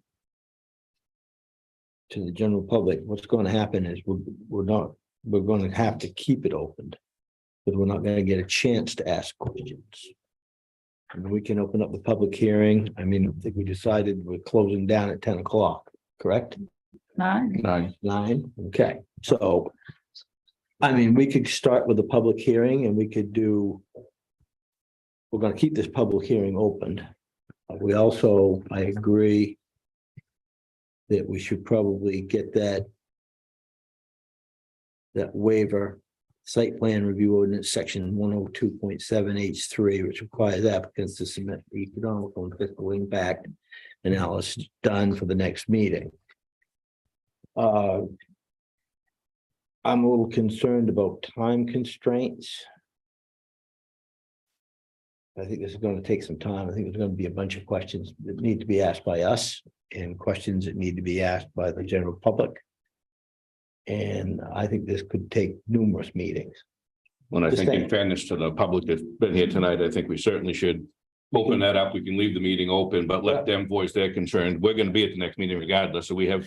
You all good with this? Yes, I think we should. Cool.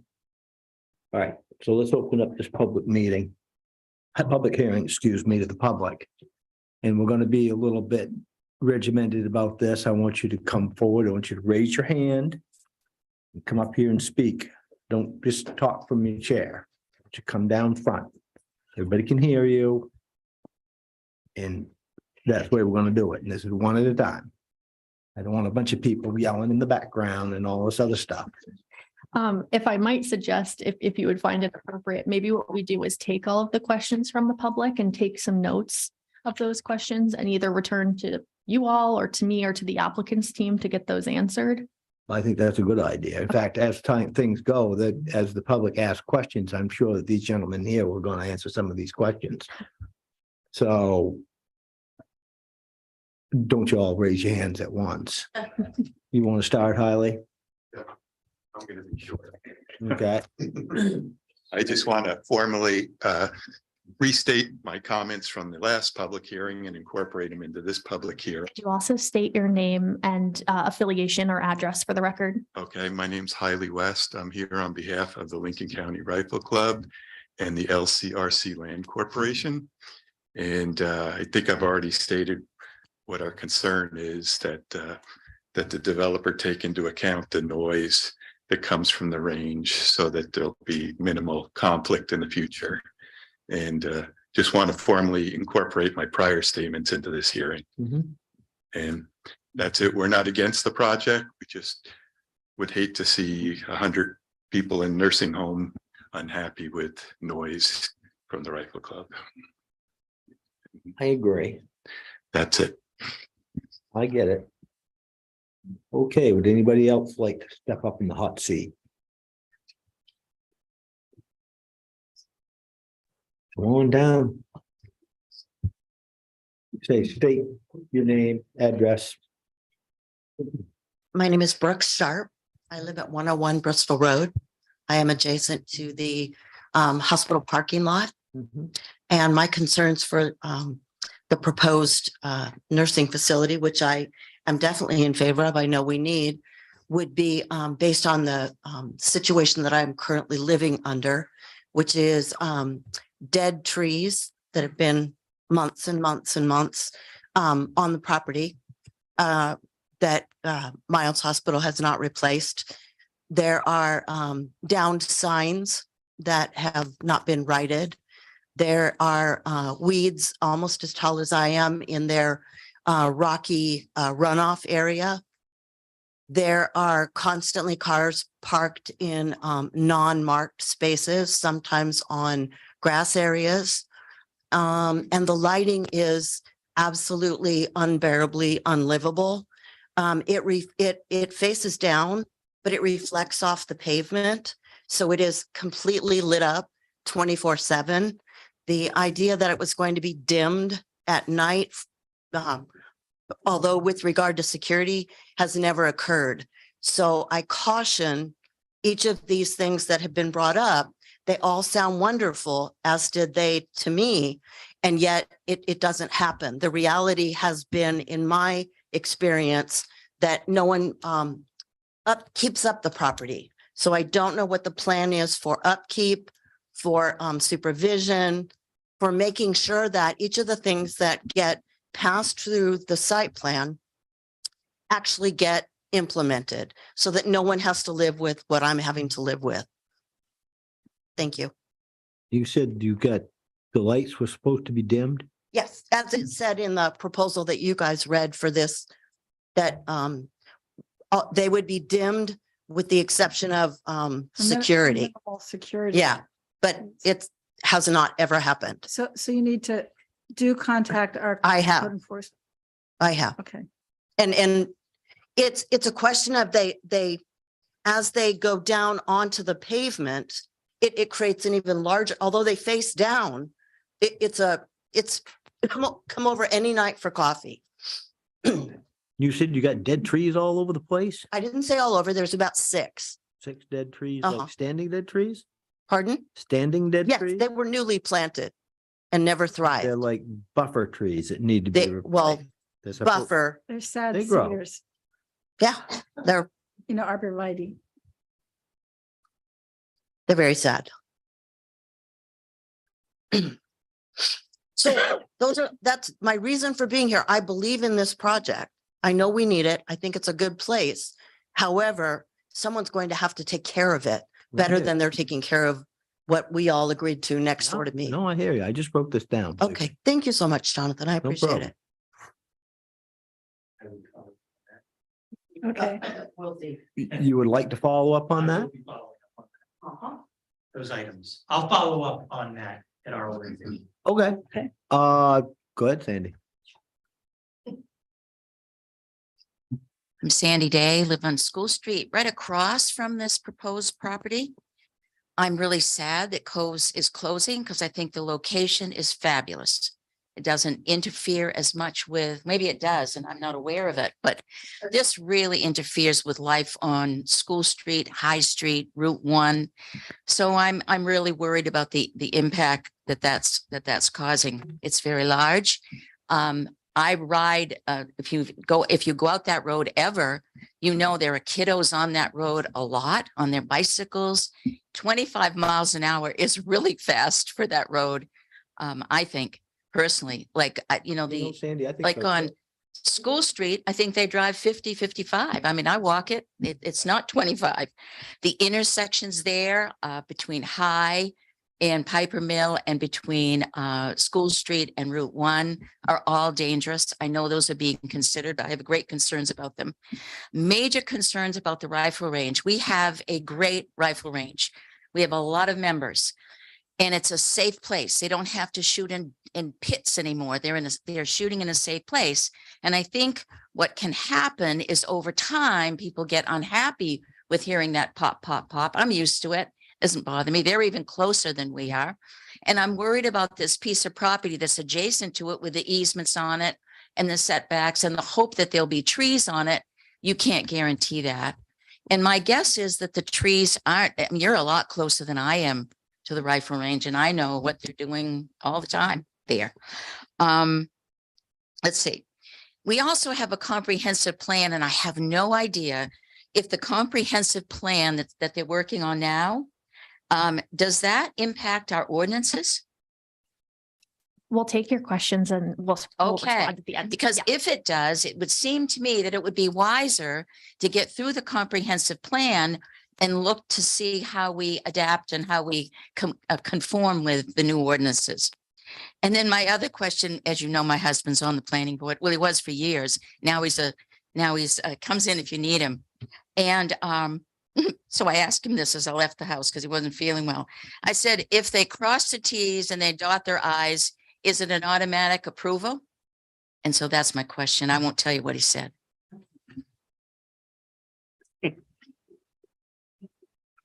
Maybe not. Okay, do I have anybody else? Oh, I know that you guys got to have stuff to say. This is a public hearing. There's got to be some more said about this. On screen. Okay, go ahead. Hi, my name again is Jennifer Fox. I'm at 56 High Street. I am in a butter. I was not on the original abutters list. Even though we bought that property in March of 2021.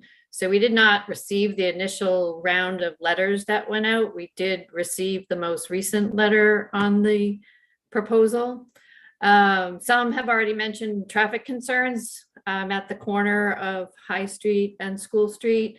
And I'm very concerned about the impacts the project may have on that intersection. Both the traffic as well as there's pedestrian traffic in the area, kids that stand on the corner for the school bus. And is that being taken into consideration? On top of, we have emergency ambulance service that's right on Piper Mill Road and has to travel through that intersection as well. In regards to the traffic movement permit from Maine DOT that you're saying is not required because the trip generation forecast is less than 99 trips during peak hours. I find that conflicts with then the applicant is seeking almost 3 times as many parking spaces as is required for supposedly a facility of this size. So if the facility only requires 34 parking spaces, yet they are saying based on data from similar facilities, they would like to have 3 times as many parking spaces. Then I look back at the numbers where you say there are only going to be less than 99 trips during peak hours and they're not required to have a traffic permit study, that logic doesn't connect for me. And I'm wondering if we need to revisit that. Some of the other questions that relate to traffic then, the suggestion is that you would put up a sign for a 25-mile-an-hour speed limit. Who enforces speed limits on a private road? I don't really think that is going to be the solution to traffic and speeding issues on that road and intersection. Also, when they talk about submitting this evening, the fiscal study or their response to the waiver for a fiscal study, when does the public have the opportunity to review that? If this is their only public hearing?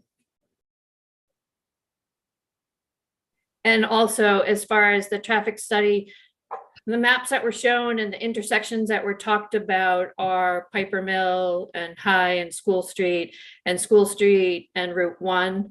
I'm wondering why we're not talking at all about how it might impact the intersection of School Street and Bristol Road.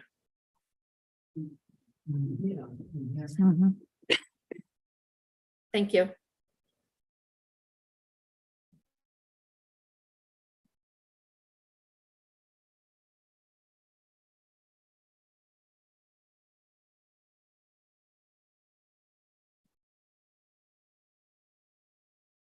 If there's no more questions from the public, maybe we could hear from the traffic engineer. Didn't you say you brought along a traffic engineer? Might save him a trip coming back next time. Yeah. It might not too. I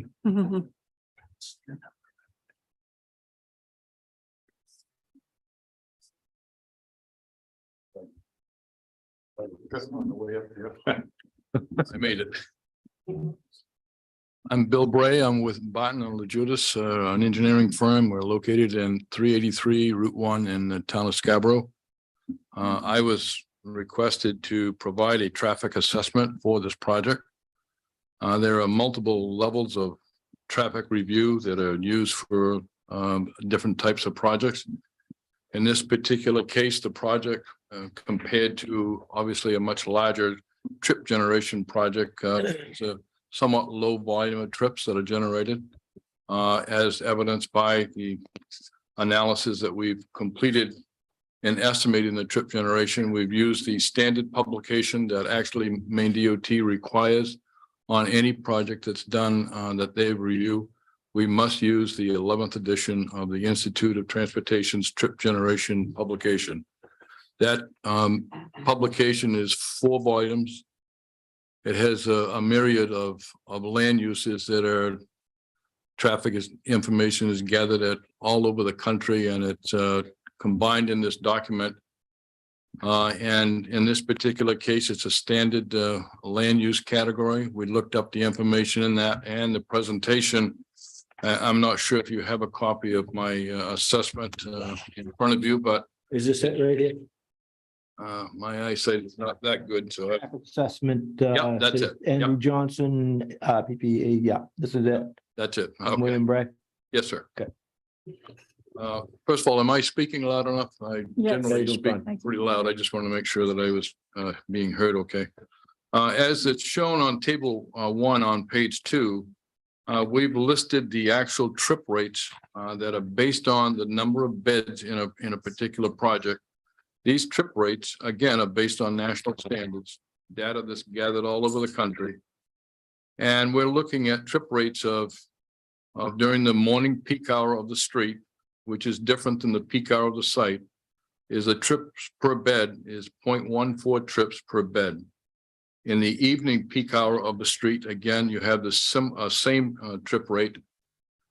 As then you look into the peak hour of the generator, which in this case is the nursing home, there's a little bit of an uptick in the actual trip rates, and in the morning peak generator, which probably occurs someplace around between 9:30 and maybe 11 in the morning, that trip rate would increase up to 0.2 trips per bed.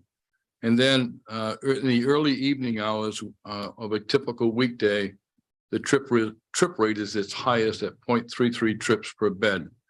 Now, I'm going to read something here, and I won't, it won't take very long, but in each of the categories that I've talked about in the trip generation publication, they provide a description or a definition of the actual land use that you're looking up and trying to obtain information from. Land use code 620, which is defined as a nursing home, is described in the ITE publication as a facilities whose primary function is to provide care for persons who are unable to care for themselves. Residents often require treatment from a registered healthcare professional for ongoing medical issues. A nursing home resident is not capable of operating a vehicle. Traffic is entirely generated by employees, visitors, and deliveries and or other types of services that may be provided. So I just wanted to point that out because the trip generation is not something that's generated by the actual residents. It's simply the staff that's caring for those folks, visitors for that come at different times of the day, and then any delivery services that might occur. Could I ask you a quick question? Sure. Does that include hospital, facility to hospital transfers via ambulance? Again, I don't have the specific information on that. But these rates are based on surveys that were actually conducted in the field at a number of nursing homes throughout the country. So I don't have the access to that data. I would suspect that it does, because if it's something that's a trip that's taking place today at an existing nursing home, that would be recorded in that traffic survey that was completed. So I think the long and short of that is it probably is, but I can't prove that to you because I don't have access to that data. Well, I'll bring up why I asked that later, but you go ahead and finish. Okay, all right. The next step in the process of completing this traffic assessment was we looked at vehicle sight distance. And I personally am the engineer of record on this project, and I conducted those sight distance evaluations at both of the two proposed driveways. Maine DOT has a standard process that sight distance is measured. And again, it's very simply is measured from a point that's 10 feet back from the edge of the travelway, looking from a height of 3.5 feet to an object that is 4.5 feet, 4.25 feet above the pavement. All of my sight distance measurements use that standard. And again, it's stated right in the DOT's standard practices and regulations. The main entrance, which is located east of the School Street intersection, looking left back towards where the sewer facility is, there's in excess of 500 feet to the left. Back to the right, there's 285 feet. And I might add that the sight distance for a 25-mile-an-hour speed limit is in fact 200 feet, again, based on the department's regulations. That's a 35-mile-an-hour road, though. It's not posted. Based on all I saw out there, there was I went out there, I think it was in June. But the posted speed limit out there is just on an advisory warning panel. It almost looks like somebody hand lettered it on there as 25 miles an hour. I'm sorry? I believe it's 35, isn't it? Well, I think you're talking Piper Mill. Yeah, on Piper Mill. I was actually talking about School Street. Oh, okay. No, I only I looked at the thought you sight were- distance. I thought you No, I only looked at sight distance on the proposed site driveways. Okay, so you didn't do the School Street intersection? I did not. I can certainly easy enough, I would like but I that. did not. I think I would like that. Definitely need that. Pardon me? Definitely need that, I think. Yeah. Okay, well, that's something that's a simple exercise. I'd be happy to do that for you. And then the secondary entrance, back to the left, or again, back to the east. I hope I got my directions right. There's 270 feet of sight distance, again, exceeding the 200 feet for a 25-mile-an-hour speed limit. And then to the right, looking back down towards the S curve in Piper Mill Road, the site distance is at best at 200 feet. Personally, I think it's less than that, but it was very difficult to establish the exact sight line because of all the vegetation that's located on both sides of the road. I have made some recommendations in regards to the road, and I've suggested that it be posted at 25 miles an hour, and I understand fully that it is not something that typically local police departments will enforce. In fact, I'm not even sure that they're technically allowed to do that by state law. I don't know that for a fact, but that's what I have been advised in a number of cases. Hopefully it's in an effort to at least try to identify to the people that are using the street that it is a street where the speed of vehicles on that street is something that's of consideration. Hopefully most drivers will comply with that speed limit or at least something close to that. I've also recommended, again, that's an extremely, I'll call it windy road that goes down through back out to School Street. And I've suggested placement of a warning sign on both approaches so that people are in fact aware that the road does have actually a back-to-back curve on it in reverse directions, and for them to be aware of that. In the last section of this traffic assessment, as we looked at the road safety conditions, we contacted the Maine Department of Transportation's road safety section, and we requested their latest 3-year accident records, which would be between 2019 and 2021. They will have an update usually in April or May of next year. That will actually include 2020 through 2022. And we looked at the section of School Street between Main Street and High Street, and the full length of High Street from School Street down to Bristol Road. Combined, that's a distance of about 0.67 miles. There were a total of 10 accidents that were reported between 2019 and 2021. A single accident happened at High Street and Bristol Road. And then it's already been stated by Isabella that the intersection of School Street and Main Street, there was a total of 9 accidents. And I'll explain this after I state the actual rate. The critical rate factor is 1.87. Maine DOT uses a statewide system on all public roads. And they look at the critical rate factor for each intersection and each roadway segment for every public road within the state of Maine. They come up with a standard action and experience rate for roadways or intersections that are similar to the one that you're looking at. And in this particular case, what that factor is telling us is that if you consider everything average at 1, we have something that's actually 1.87 or higher than what the statewide average is for a similar type intersection. And Maine DOT uses both factors, 8 or more accidents in a 3-year period of time, and a critical rate factor in excess of 1 is considered by Maine DOT's definition as a high crash location. I'm not sure of the background on the intersection. I have a copy of Maine DOT's collision diagram that actually locates all of the 9 accidents that were reported for that intersection. It doesn't give me the detail of the accidents. It's not something that DOT provides. But you can see the actual pattern of crashes that are taking place, that have taken place between 2019 and 2021. And I'll just touch on a few.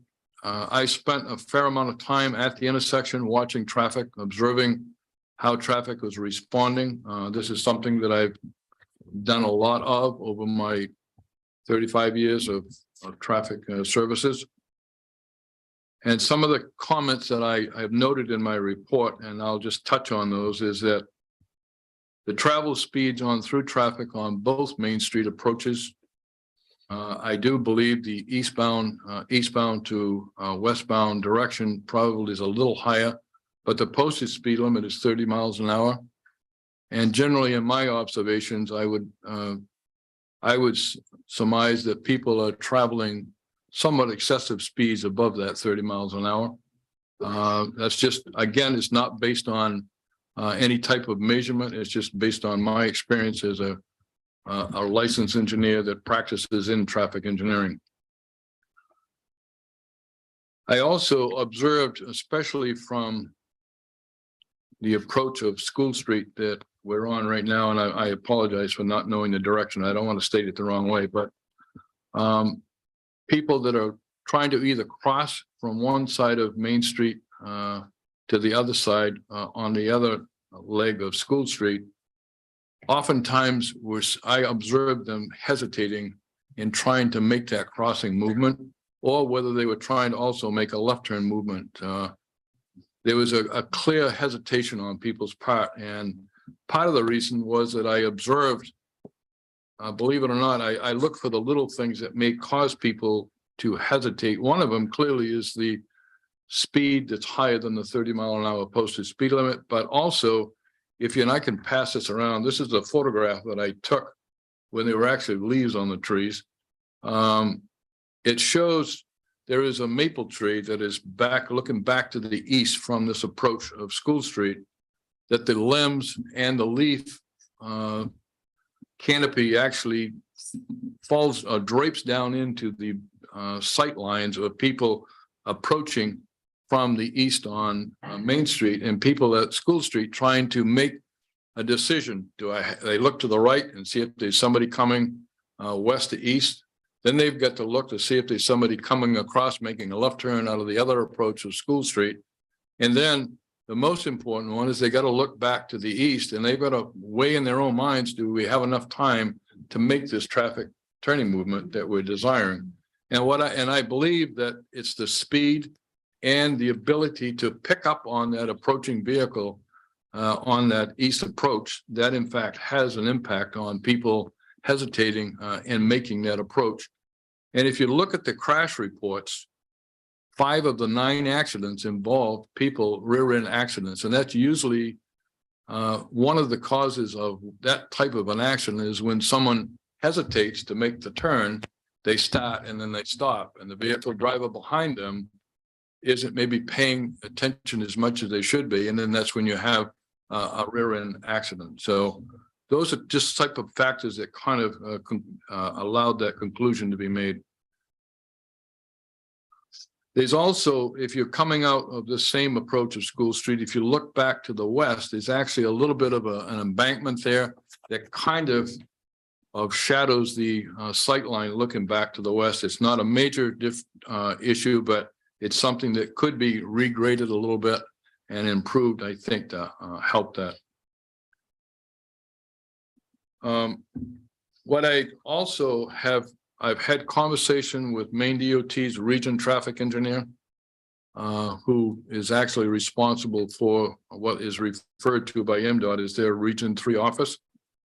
I've known this gentleman for a long period of time. I spoke to him at length about whatever types of improvements DOT has for the School Street, Main Street intersection.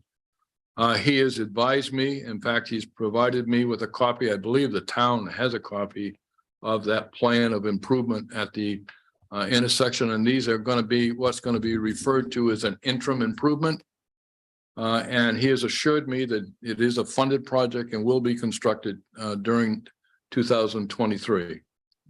And what they will be doing is installing islands that are actually formed by using what is referred to as tough curb. It's a plastic curbing that's actually affixed to the pavement, and they have vertical pylons on it that provide a visualization of what people can and cannot do. And each of the approaches of School Street will be limited to a right turn movement only.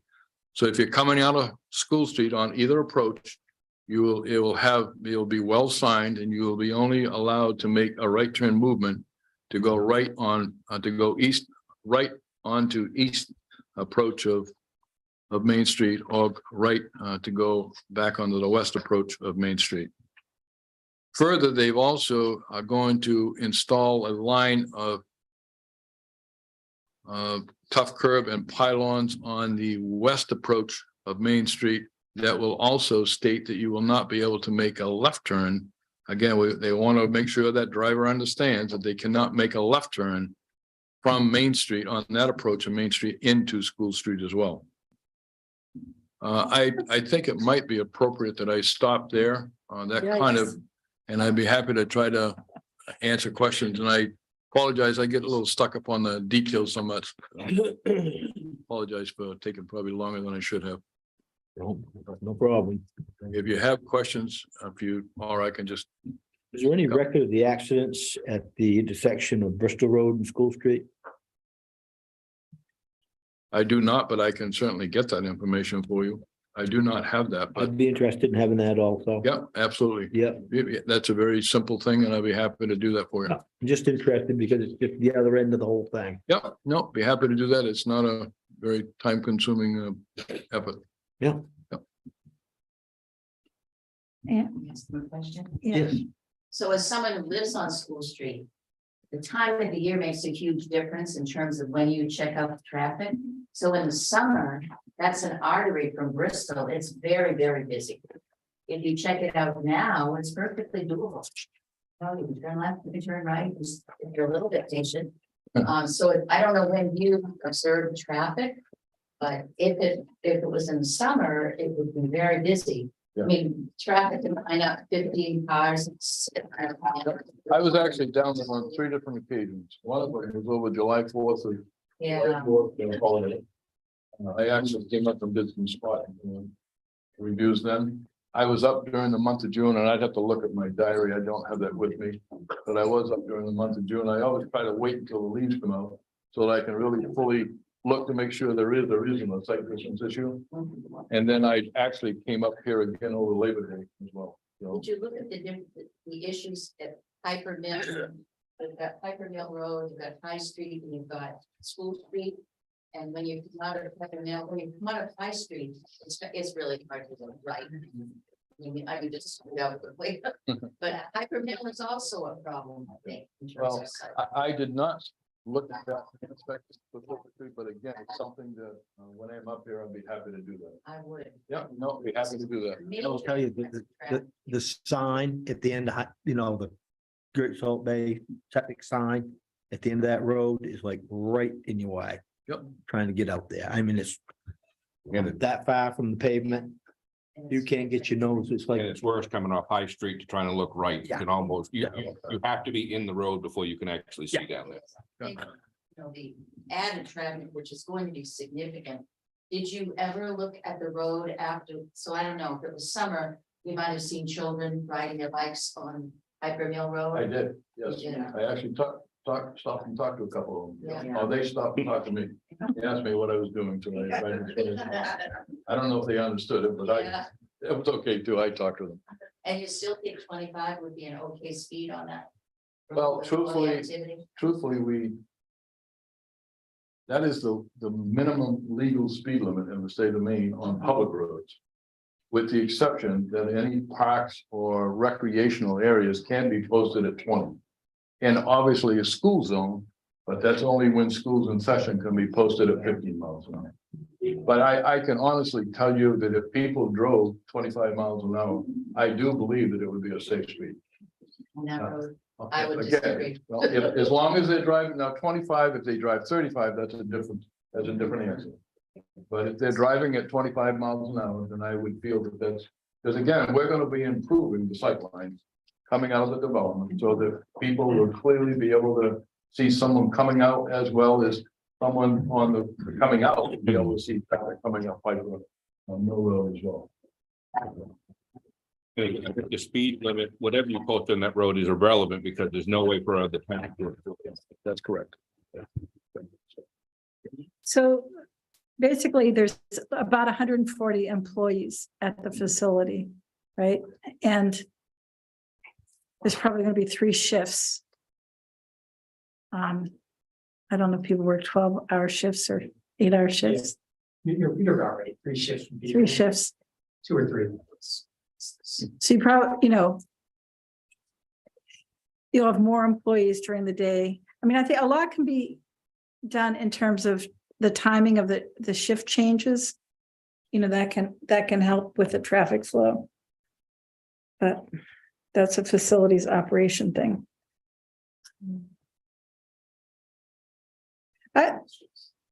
Yeah, but Yeah, just want to comment on that, and then parking in 40 years, all I've ever heard from administrators, we don't have enough parking, we don't have enough parking, we don't have enough parking.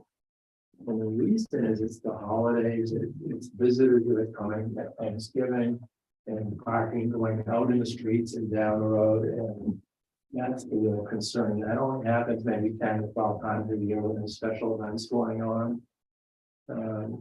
So we look at our parking, we don't want to build any more parking than we have to because it costs money, number one, and we don't particularly like creating more than impervious surface, to be honest with you, so. We provided a chart that had the parking that we now have in most of our facilities that are about this size, and what we're requesting is really what we need. have you planned for any electric car charging or anything like that? Or do you do that at any of your facilities? No, ma'am. Okay, well, I mean, it might be something in the future as a benefit to employees too. Yeah. I You gotta have Rick come up. You have to come up, ma'am, to state. You're gonna have to come out. Is this a question for him? No. Okay, Senator- come on out. No. Well, excuse you. Thank you. I was under the impression of State your Carol name, Peterson on address. School Street. My property is in the along the stream on the west. Matter of fact, the property line, the dotted line is at the stream on the map that we got. Like this map? Shaded map, no. This map here that I got. Okay. Yep, There's a dotted line, Put your right? finger on where you are. Is that the stream? that would be the stream. Yep, so the property line is a little bit past the stream on the My west. property line, according to my deed, is the stream. So you're saying they have, The plans that they had submitted showed the property line, and frankly, our assessor's records, because that's what this map is, shows the property line slightly over from the stream. so why does my deed say my property line is the stream? This is something that if there's a contested survey, you should we can discuss that further if you're Okay. saying that there's a contested survey. Yeah.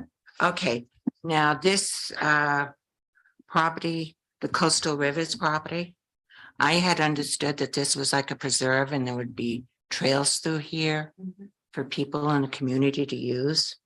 Is this going to cause a problem with traffic and parking on this road? Are But the we CRCC anticipating people coming? The preserve? Yeah, Well, they where the entrance to the preserve is at the bend of the road, right before you go into the sewer district.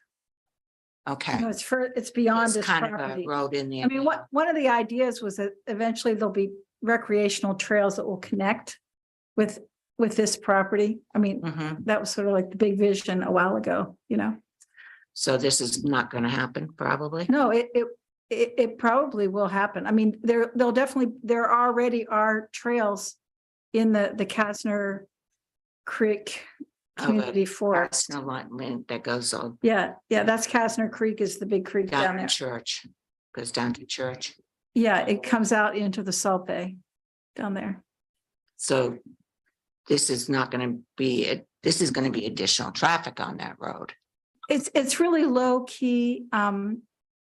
It's pretty minor use in terms of hiking, or really traditionally people have used it for hunting and snowmobiles. There's I mean, very few people out there. But there's not a lot. It's an incredible place, let me tell you, but not a lot of people use it. The only existing trail is literally 400 yards long and Now, there's a lot of wildlife back Pretty here, bad you know. going. Well, you can go up to the heater road. You can, but it's a rough old ride. There's a lot of blowdowns, raspberry bushes, believe me, I've been through Yeah. there. It's a Yeah. nasty Well, one. anyways, there's a lot of deer hunters that do it. Yeah, No, there's a lot of deer back there. certainly, yeah. There's a ton of them. You can't get across the reason that the trail is not accessible all the way. is You Yeah. can't get across the stream. No, There was a bridge and the bridge keeps washing out. But it used to be a great snowmobile trail, a great hiking trail, even an SUV trail. So it's a long history of trails through there. yeah, Yeah. my grandfather and Kermit Clark cut that out. Yes. And the traffic on School Street is very heavy and very I think, noisy. I think that honestly, in the end result, that when they redo the intersection in the School Street, it's gonna slow a lot of that traffic down. because What they limit intersection? The intersection here, School Street, Route 1, Business Route 1. There's, all the construction vehicles go down School Street. What every I'm day. saying is, when they redo this. Yeah. They limit the turning capacity. you're Where gonna are they gonna turn? You're only gonna be able to turn We've just right. gone through You won't that. be able to turn, you won't be able You to, will be limited on which direction you can go I in. mean, if You're I gonna come, see if it. I go shopping at Hannaford and I come home, I can't take a left onto School Street. That's what he said. that's what they're Where am saying. I gonna go? Downtown. Baptist Church. No, you I can don't- you can take a left. Wait, Can you take a left? No, he said you can't I'm take not a sure where left. you live. He said you can't take a left on School Street coming from the. Anyway, that's neither here nor there. It's not part of this. But I think that when that all happens, you're gonna see a big drop in traffic on School Street. I really do. No. I'll wait and see, I believe you will. because, right, we can never be outside in the front of our house. It's so noisy Mhm. with construction vehicles. Yeah. And it starts like rush hour, 7 o'clock, School Street. It's gotten worse since we moved. Believe me, I live on Biskie Road. Tell me about it. Oh, Yeah. yeah, 70 miles an hour down by yeah, the beach. yeah, Great, it's horrible. great sport. Duck trucks. Oh, my God. You take your life in your hands, go and get your mail across the street. Yeah. I think a lot of people in the School Street neighborhood are concerned about the visual impact Yeah, of this, city on a hill, up there. And we don't really have, maybe I'm missing them, but I haven't really seen any like computer generated visuals, Yeah. that show like, what is this going to look like from School Street? What is it going to look like from Piper Mill Road? I mean, I think if you got, that would be really appreciated if there were some. I mean, you do have those little architectural renderings that are sort of the perspectives, of the buildings, but they just show like little elevations, pieces of it. We don't, and we have that one kind of artist's rendition, on the cover of the report or which just shows, your star-shaped facility in a big open space. Yeah, which is not that great, I have to say. It shows a lot of lonely looking trees, lots of parking places, big wide open spaces. And I just think that we're wondering what it's going to look like from Church Street. Is it going to look like one of, or School School Street. Street? Is it going to look like one of those Home Depots, that we see? yeah, I have Or- total privacy back there. Right. Yeah, it's like, And I know that, you've tried to keep the roof line low, well, sort of. I mean, it's almost at this, what is it, 29.7 feet? I And our- guess what Jenny's really asking is, how hard would it be for you guys to spit out a conceptual drawing of what it might look like? Yeah. From School Street? Could you do that? That would do go a long way to putting people's mind at ease, if they had a I better think it'd be sense of good what for it the would general look like. public, and I agree. And that includes the buffering you guys intend to add. And try to get it, spatially oriented to the way it's going to be. Because, we may want to add more. I hate to say it to you, might even add less, who knows? So are you going to keep any of the big trees on the site? very many. I Yeah, didn't she's see already that. talked about it, that they have to Oh, put you do fencing around something. and protect those ones. Yeah. Are they gonna find enough people to work in this nursing home? Well, supposedly it's bringing in the staff from Booth Bay and from, well, you're shaking your head, Andrea. About housing, because all these people. that are Exactly. there, where- There's no housing here. Yeah, we don't. Right. There's no housing in Damascus. You can't even keep opening the stores.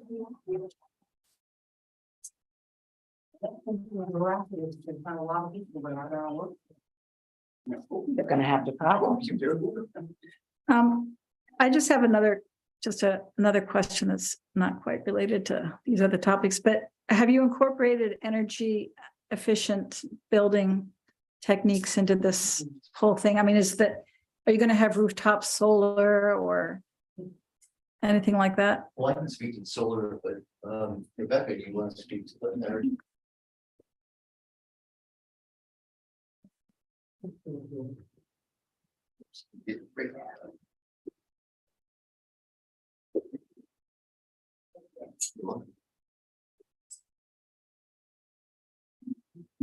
Hi, Rebecca Dillon from Gorin Turgeon Architects.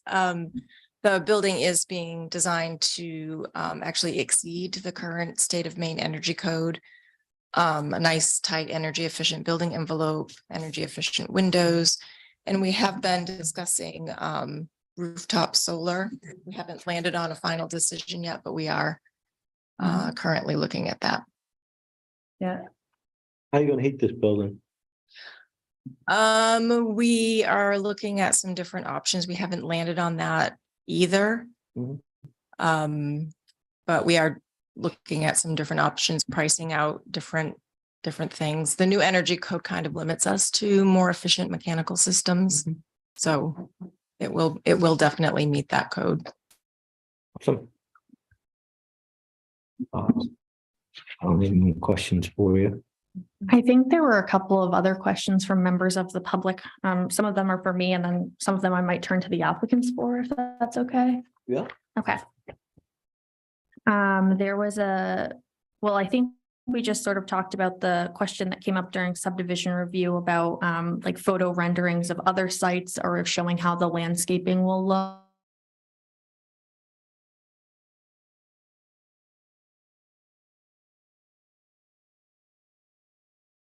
Question regarding how the comprehensive plan impacts ordinances, and we are currently going through a comprehensive plan update process. The comprehensive plan update process is not intended to be submitted, or the updated comprehensive plan is not intended to be submitted to the state until fall of 2024. And then they typically have a 60 to 90 day review period. So in essence, we're intending for it to be found consistent by the state of Maine by January of 2025.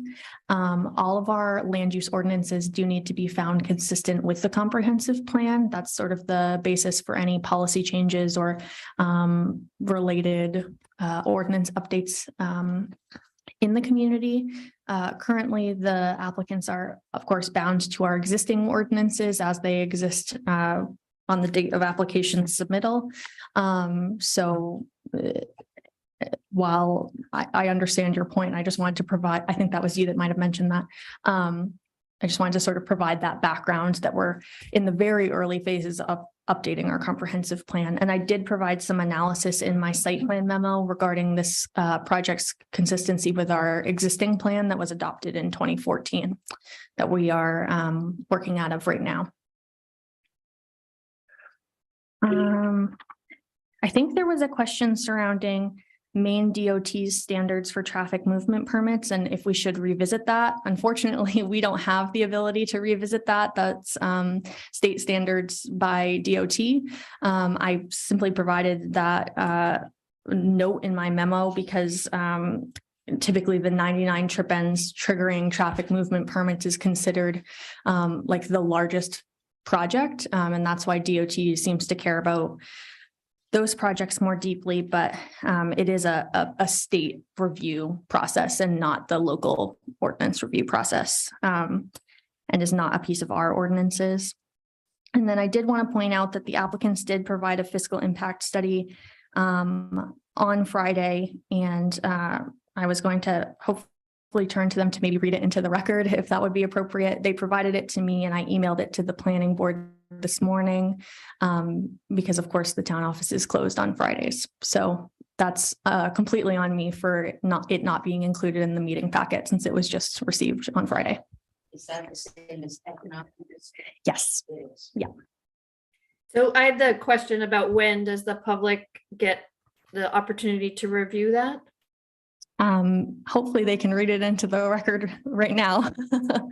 Isn't there usually an amount of time that's supposed to be allowed for reviewing a proposal? So Complete proposal? Yep. So in this case, we requested a memo because they have requested a waiver to these standards. The memo is intended to be a supplement in order for the planning board to hopefully find the waiver request sufficient. So it's simply intended to be a supplement to the application. But doesn't the public have the right to review that as part of the public hearing? This is, yeah, that's what I'm suggesting is that they read it into the record currently during the public hearing. So there's no requirement to allow for review of it beyond this meeting. This would be the opportunity for both members of the public and the applicants to submit any additional evidence that was not included in the record. Similarly, we'll often receive public comments submitted to me via email that are read into the record during the meeting for the applicants to hear and for the planning board to take into account. But we're planning to continue this public hearing. Yeah. Yeah. But we're not closing it tonight. I'm going to table it. What I'm gonna do. Okay. Thank you.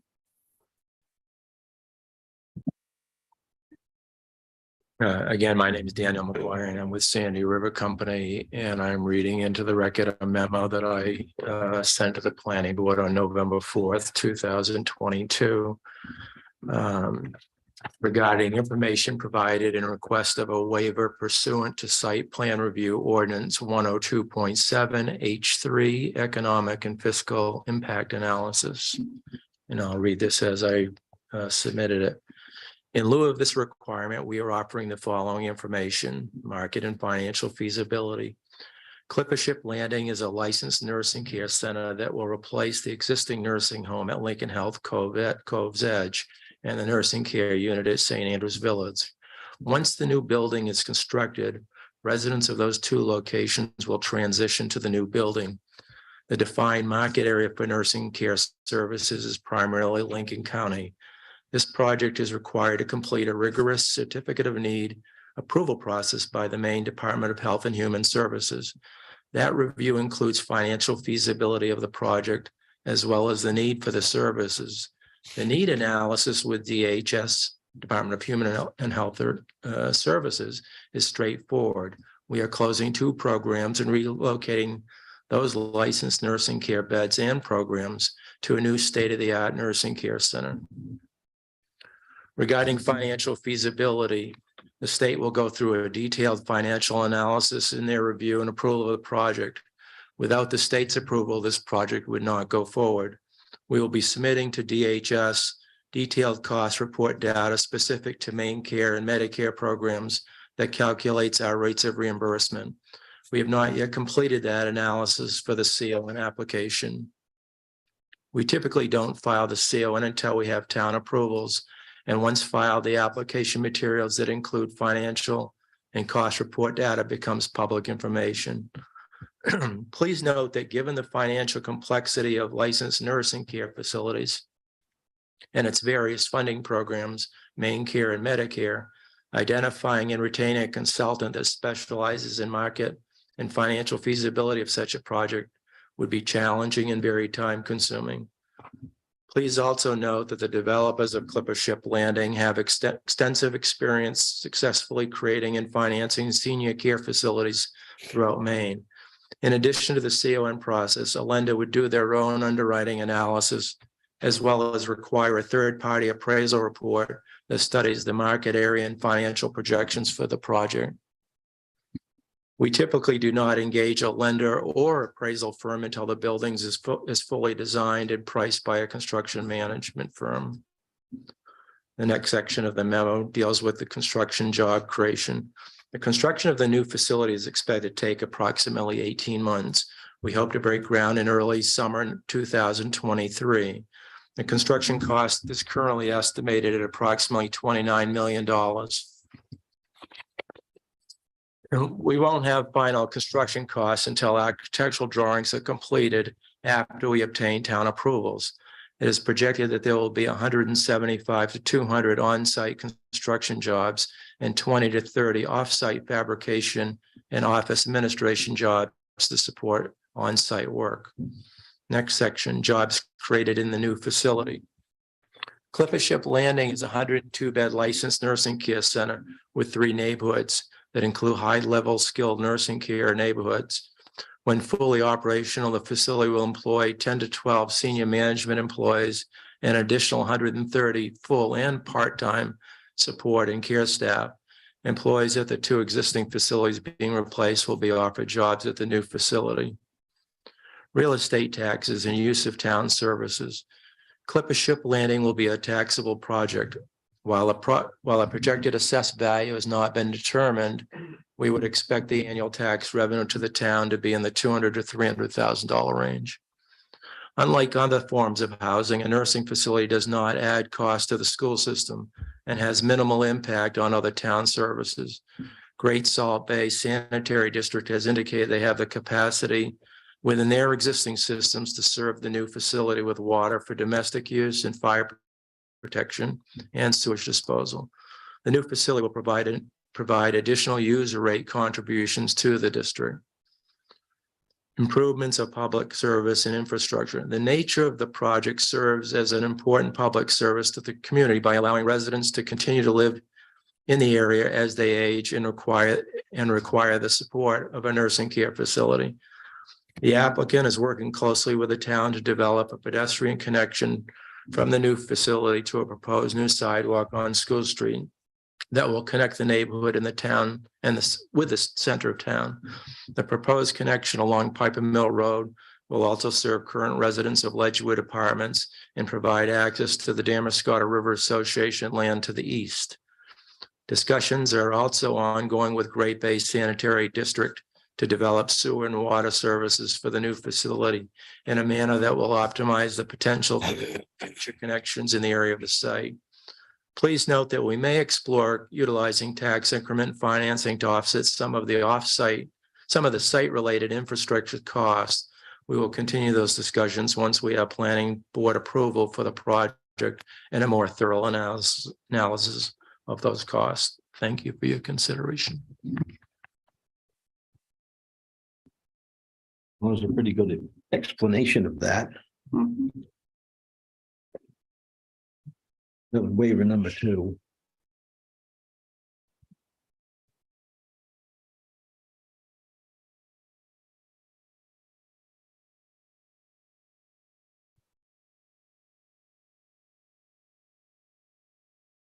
So Jonathan, maybe we should, if there's not, if the members of the public don't have anything else to add, maybe we should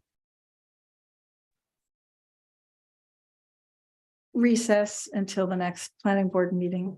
Well, let's discuss this waiver for a minute, just before we do. Yeah, but anyway, I will address the public one more time. Is there anybody else in the public that would like to speak tonight? Because I'm going to carry this public hearing through to the next meeting. So. Can I add a question to the list? To who? So Isabel. Okay, yeah. When they talk about construction and the amount of construction that will be happening for 18 months, is there any point that traffic needs to be evaluated and the impact it will have on School Street, High Street, the intersection at Piper Mill? That hasn't commonly been done in the past. What did you say? She wants to know if there should be a traffic analysis on construction vehicles. So, I mean, that's not something that's been done in the past. You know, usually you go through a phase, it's a temporary thing, but you know. But if, again, you're proposing a significant development We in have- residential zone where there's ambulance service that travels to down High Street to the hospital, and now you're adding in large construction vehicles. And part of your traffic solution is a 25-mile, or your only traffic solution that I've heard is a 25-mile-an-hour speed limit sign on a private road that it can't be enforced. I state the question because I'm having growing frustration about how traffic is going to be handled at this site. Would you like to have this gentleman answer your question? I would appreciate any input he has. I still hadn't heard answers as to, well, actually, he did answer that they are unable to enforce a 25-mile-an-hour speed limit on a private road. So I'm not sure why that's being proposed as a solution. Well, I believe your question was involving construction vehicles in School Street. Was it not? Yes, and you asked if I would like him to answer my question. I just wanted to make sure that other questions that had been asked are also going to be addressed at some point. Would you like to answer that question for her if you can? I will take an attempt. I'll make an attempt. Okay. I think we could easily make some assumptions of what a contractor might do as far as their arrivals, you know, what direction they would approach the site from, the level of equipment activity that may occur at different times of the sequencing of constructing the project. But again, without sitting down with the actual contractor that's going to do the work, that would be a little bit difficult to project all of that out. But we could certainly look at things and make some assumptions and possibly some recommendations that you may want to consider for a contractor that would do the project. And perhaps you prohibit them from accessing certain intersections at different times of the day. If a school bus is active during a certain period of time, maybe you keep the contractor, for example, out of the area until that school bus pickups or drop-offs occur. Or maybe during a town event or something, there may be some other reason or a holiday. You may want to make sure that that a contractor has certain guidelines that they have to adhere to. Oftentimes in some of the larger communities, they actually have a time of day restriction where a contractor cannot work in a road during a certain time of the day. That's something that we could look at. I'm not saying it's something that's necessarily necessary, but we could certainly look at it. But without the actual knowledge and the conversation with the selected contractor, it would be very difficult to give you a solid answer to that question. You know, the only thing that really comes to mind to me is it would be good to keep construction vehicles off High Street. Really would. High Street's a small, very rural, narrow road, keeping dump trucks and stuff like that off of High Street during this construction process. And I think those are the types of things that we could, Everybody. those are the things that we could make some recommendations towards. Yep. And correct me if I'm wrong, out of the 175 to 200 on-site construction jobs are not all going to happen at one time. So at no time are you going to have 200 vehicles making that trip in there. My best guess is probably equivalent to or less than the peak time of once they're fully operational if this goes through.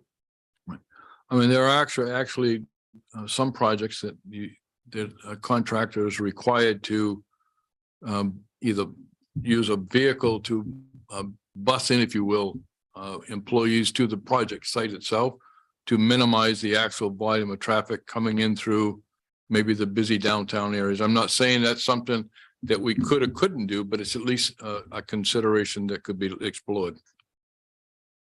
Unfortunately, in Damascotta, there's no place you can pick them up. Right, but again, I think the bigger picture is there's not gonna be that larger of a number of construction No, I don't vehicles think going so. to the site at that one particular time. Yeah, and again, and that would be something that would have to clearly be managed, is that you don't want a lot of contracting vehicles parked on the edge of Piper Mill Road. It's not the place for it. Yeah. So those are certainly things that we could, look at and explore and make some recommendations. Yeah. Sandy? And if anyone going west is not gonna be able to turn left on School Street, that means all that traffic is either gonna have to go on High Street or take that horrendous corner on Route 1 and School Street, which I'm sure they're not gonna wanna do that. So if you have to put the whole thing together, it's not a piecemeal kind of thing. Oh, I hear you. To try to imagine what it's doing to that community Yeah. on our street. So if we don't let them go down High Street, then that's that many more on School Street. Well, School Street's a larger, busier street. It You have is. to admit, it is. Busy street. Yeah, I know.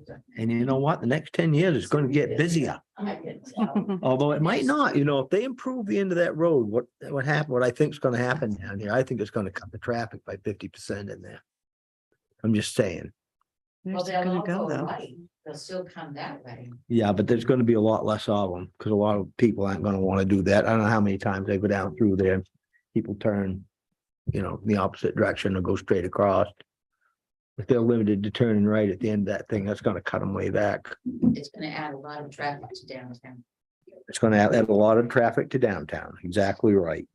And Isabel, I think to answer the lady's question on the Zoom was, we also talked about trimming the vegetation back and adding other signage down there on that road that would alert folks to slow in that area, not just that 25-mile-an-hour zone. So there were other issues that were discussed. Yeah, no, I think you're right. I don't. Let's get back to this waiver. I mean, he had a pretty good explanation of what. The waiver along the access road? What? Which waiver? Number 2, waiver pursuant to site plan review ordinance section 102.7. Requires applicants to submit an economical and fiscal impact analysis for proposed large scale development. Oh, okay, that, He gave a pretty good, are you on board with this? I mean, he gave a pretty good explanation of that. I don't think it's for me to say if I'm on board or not. I think that's a decision that you all have to make. I don't think it's necessary for them to do that waiver. I mean, I know that it's tentatively required in most, but this isn't a retail organization, it's not, well, it's gonna have an economic impact on the community.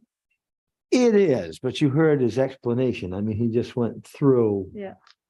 a fairly detailed explanation of what happens with them. Mhm. And it's not just my decision either, Everybody should be on board with this, right? Yeah. I Is there mean, other if you guys- information we If you would guys get? think they should do that, I'm cool with it. It's fine. But I don't. Well, he said that usually they get the feasibility study from DHHS after plans are approved. You know what I mean? Yeah. I They hear you. usually would I do, think he can answer something here. Huh? yeah. Go ahead. So my understanding is your ordinance reads now that we would fund and you folks would hire a third-party consultant to do an economic analysis, which would include financial feasibility and market feasibility of a nursing care facility. I can submit to you that finding a consultant in any timely way or at all in the state of Maine that understands Medicaid and Medicare to do such a study is almost impossible. No, I believe We're probably the only company I know that you could hire to do that kind of study. To be Probably, honest yeah. with you, and it goes through so much studying in the next 6 months from the CON, DHS people, studying this ad nauseum in terms of financial feasibility and needs assessment. A bank, we have appraisal reports this thick that are all about financial feasibility and market feasibility. Yeah. So if the objective is to figure out whether or not we're doing something that's feasible I guarantee you it won't get done unless it's absolutely feasible. And so I just want to I hear you. that out. Can I say something else also is, in all honesty, I mean, they're not really taking business away from other local businesses either. They're an entity unto themselves.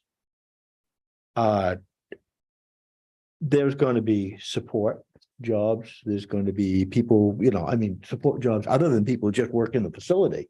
There's going to be garbage men. There's going to be food suppliers. There's going to be transportation. There's going to be, this place is actually, is going to produce more jobs in this area. And yes, I know there's issues with housing. But the housing, where these people come from, isn't up to us. It's up to them. They have to find employees. If they have to have employee housing, well, I'm not sure what they're gonna do, but that one isn't really up to us. But you see what I mean about doing the feasibility study? There's Where also- I don't see why it's entirely necessary to do that. So you're recommending that we approve that waiver? I do. Yeah, I can see the point in it. What do you think? Is there also not? He says later in here that information will be available after that goes through that process. So that could be contingent on coming back to us on whether that Yeah. is proven through DHS that it is feasible, Yeah. that we could have that after the fact. Yeah, we could. We could in You fact. could have just that after the fact. a condition of approval. It's true. Well. It is 10 minutes to 9. Yeah, I don't. Oops, one second. I mean, none of these are outrageous and I don't see the necessary, yeah. I Are guess. you looking to act on these waivers? No, just that one. We're just talking about Well, that one. I think that waiver. well, the other ones, there was a recommendation made to support the waiver. In other words, this one was not supportive. And my argument is that I don't see that it's particularly heinous to support it. Why did staff suggest not? Well, what it is, well, the 3 waivers, do you have them? Yeah, but I'm just wondering, I'm asking Isabel why she didn't. Yeah, so in general, well, frankly, I would not be supportive of paying a third party to do such a financial feasibility assessment. I think what the applicants were saying was correct in that regard, and also it would be incredibly costly just from some of the estimates that I've done in previous communities. The reason that I said that I was not supportive of the waiver was because I felt that there is community value in understanding the items that I noted, the number of jobs being generated, the tax revenue that would be generated, some of the other. Yeah, but that's all on the plus side, you know, I mean, it's not, it's good for a community to get that. I mean, there was a possibility of it being bad for the community that I could even thought there was a possibility of it being bad for the community. I'd say, yeah, look at it. But I'm just not seeing anything that says this is going to go south for this community. Frankly, I think I would be more supportive of the waiver if there was a condition of approval, such as the one that Neil suggested, that they would either submit that information to town staff or come back to the planning board to present that information. Well, like I said, we could. And she's talking about different information than he addressed in his memo. No, I mean, really what my, why I was not supportive was because I wanted to hear about those 3, 4, 5, 6 items, which I think that, in my opinion, they addressed within their memo, but also that's my opinion. It's really up to you all to determine if that was sufficient to meet the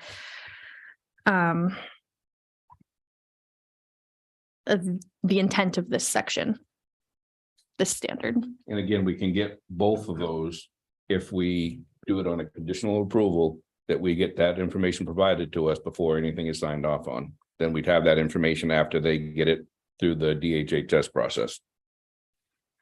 Yeah, that's a good way to approach it. in my opinion. You guys good with that? Go. So that doesn't Wait a minute. really, okay. I agree with that. The certificate of need process is a very complex process that they go through with the state to determine the feasibility. If they don't approve it, this project doesn't happen. If they do approve it, it's because they believe the project should happen. There's a need for it. It's financially feasible.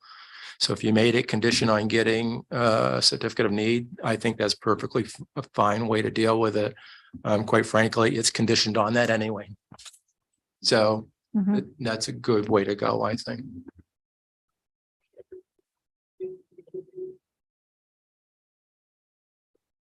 Okay, Jenny, what were you gonna say? Well, I was thinking about environmental impacts, but that's not really covered under this waiver. No, it's not. Well. We could at least get rid of this, couldn't we? That one waiver. Well, is there any point? That's in it? what I was gonna say. There's actually three of them there. I don't want to deal with three, not at, 4 minutes before 9. Well, I don't know. What time is it? It is 4 minutes. Well, I don't know. I think that's You fast. want to just wait till next meeting? We'll just deal with it then. Yeah. Deal with all three of them. It's 5 minutes of 9. Yeah, I think we should deal with it then. All right. You guys all deal with them? Works for me. Mhm. All right. As far as I'm concerned, unless the public, a little bit of remaining public is here. If there's anything to say. I think we'll entertain a motion to Continue. not continue. Oh, is there another word? Well, we gotta do that too. To end the planning board meeting. Yeah, that would be not continue the planning board meeting. Okay, I make a motion to end this meeting. Good for you. How do I have a second? Sure. All those in Right. favor? And Well, you're it- ahead, just to be clear, you're intending to table the further I public am- hearing. Ted, Okay. Yeah, we're Table only that. ending this meeting. Just do the time. We did it. Hey, and it's 3 minutes early. Let me tell you something. I have needs. I'm getting a little hangry. Right? Yes, sir. And I will tell you It's that. actually tonight's meeting, well, I thought it was- Oh, my.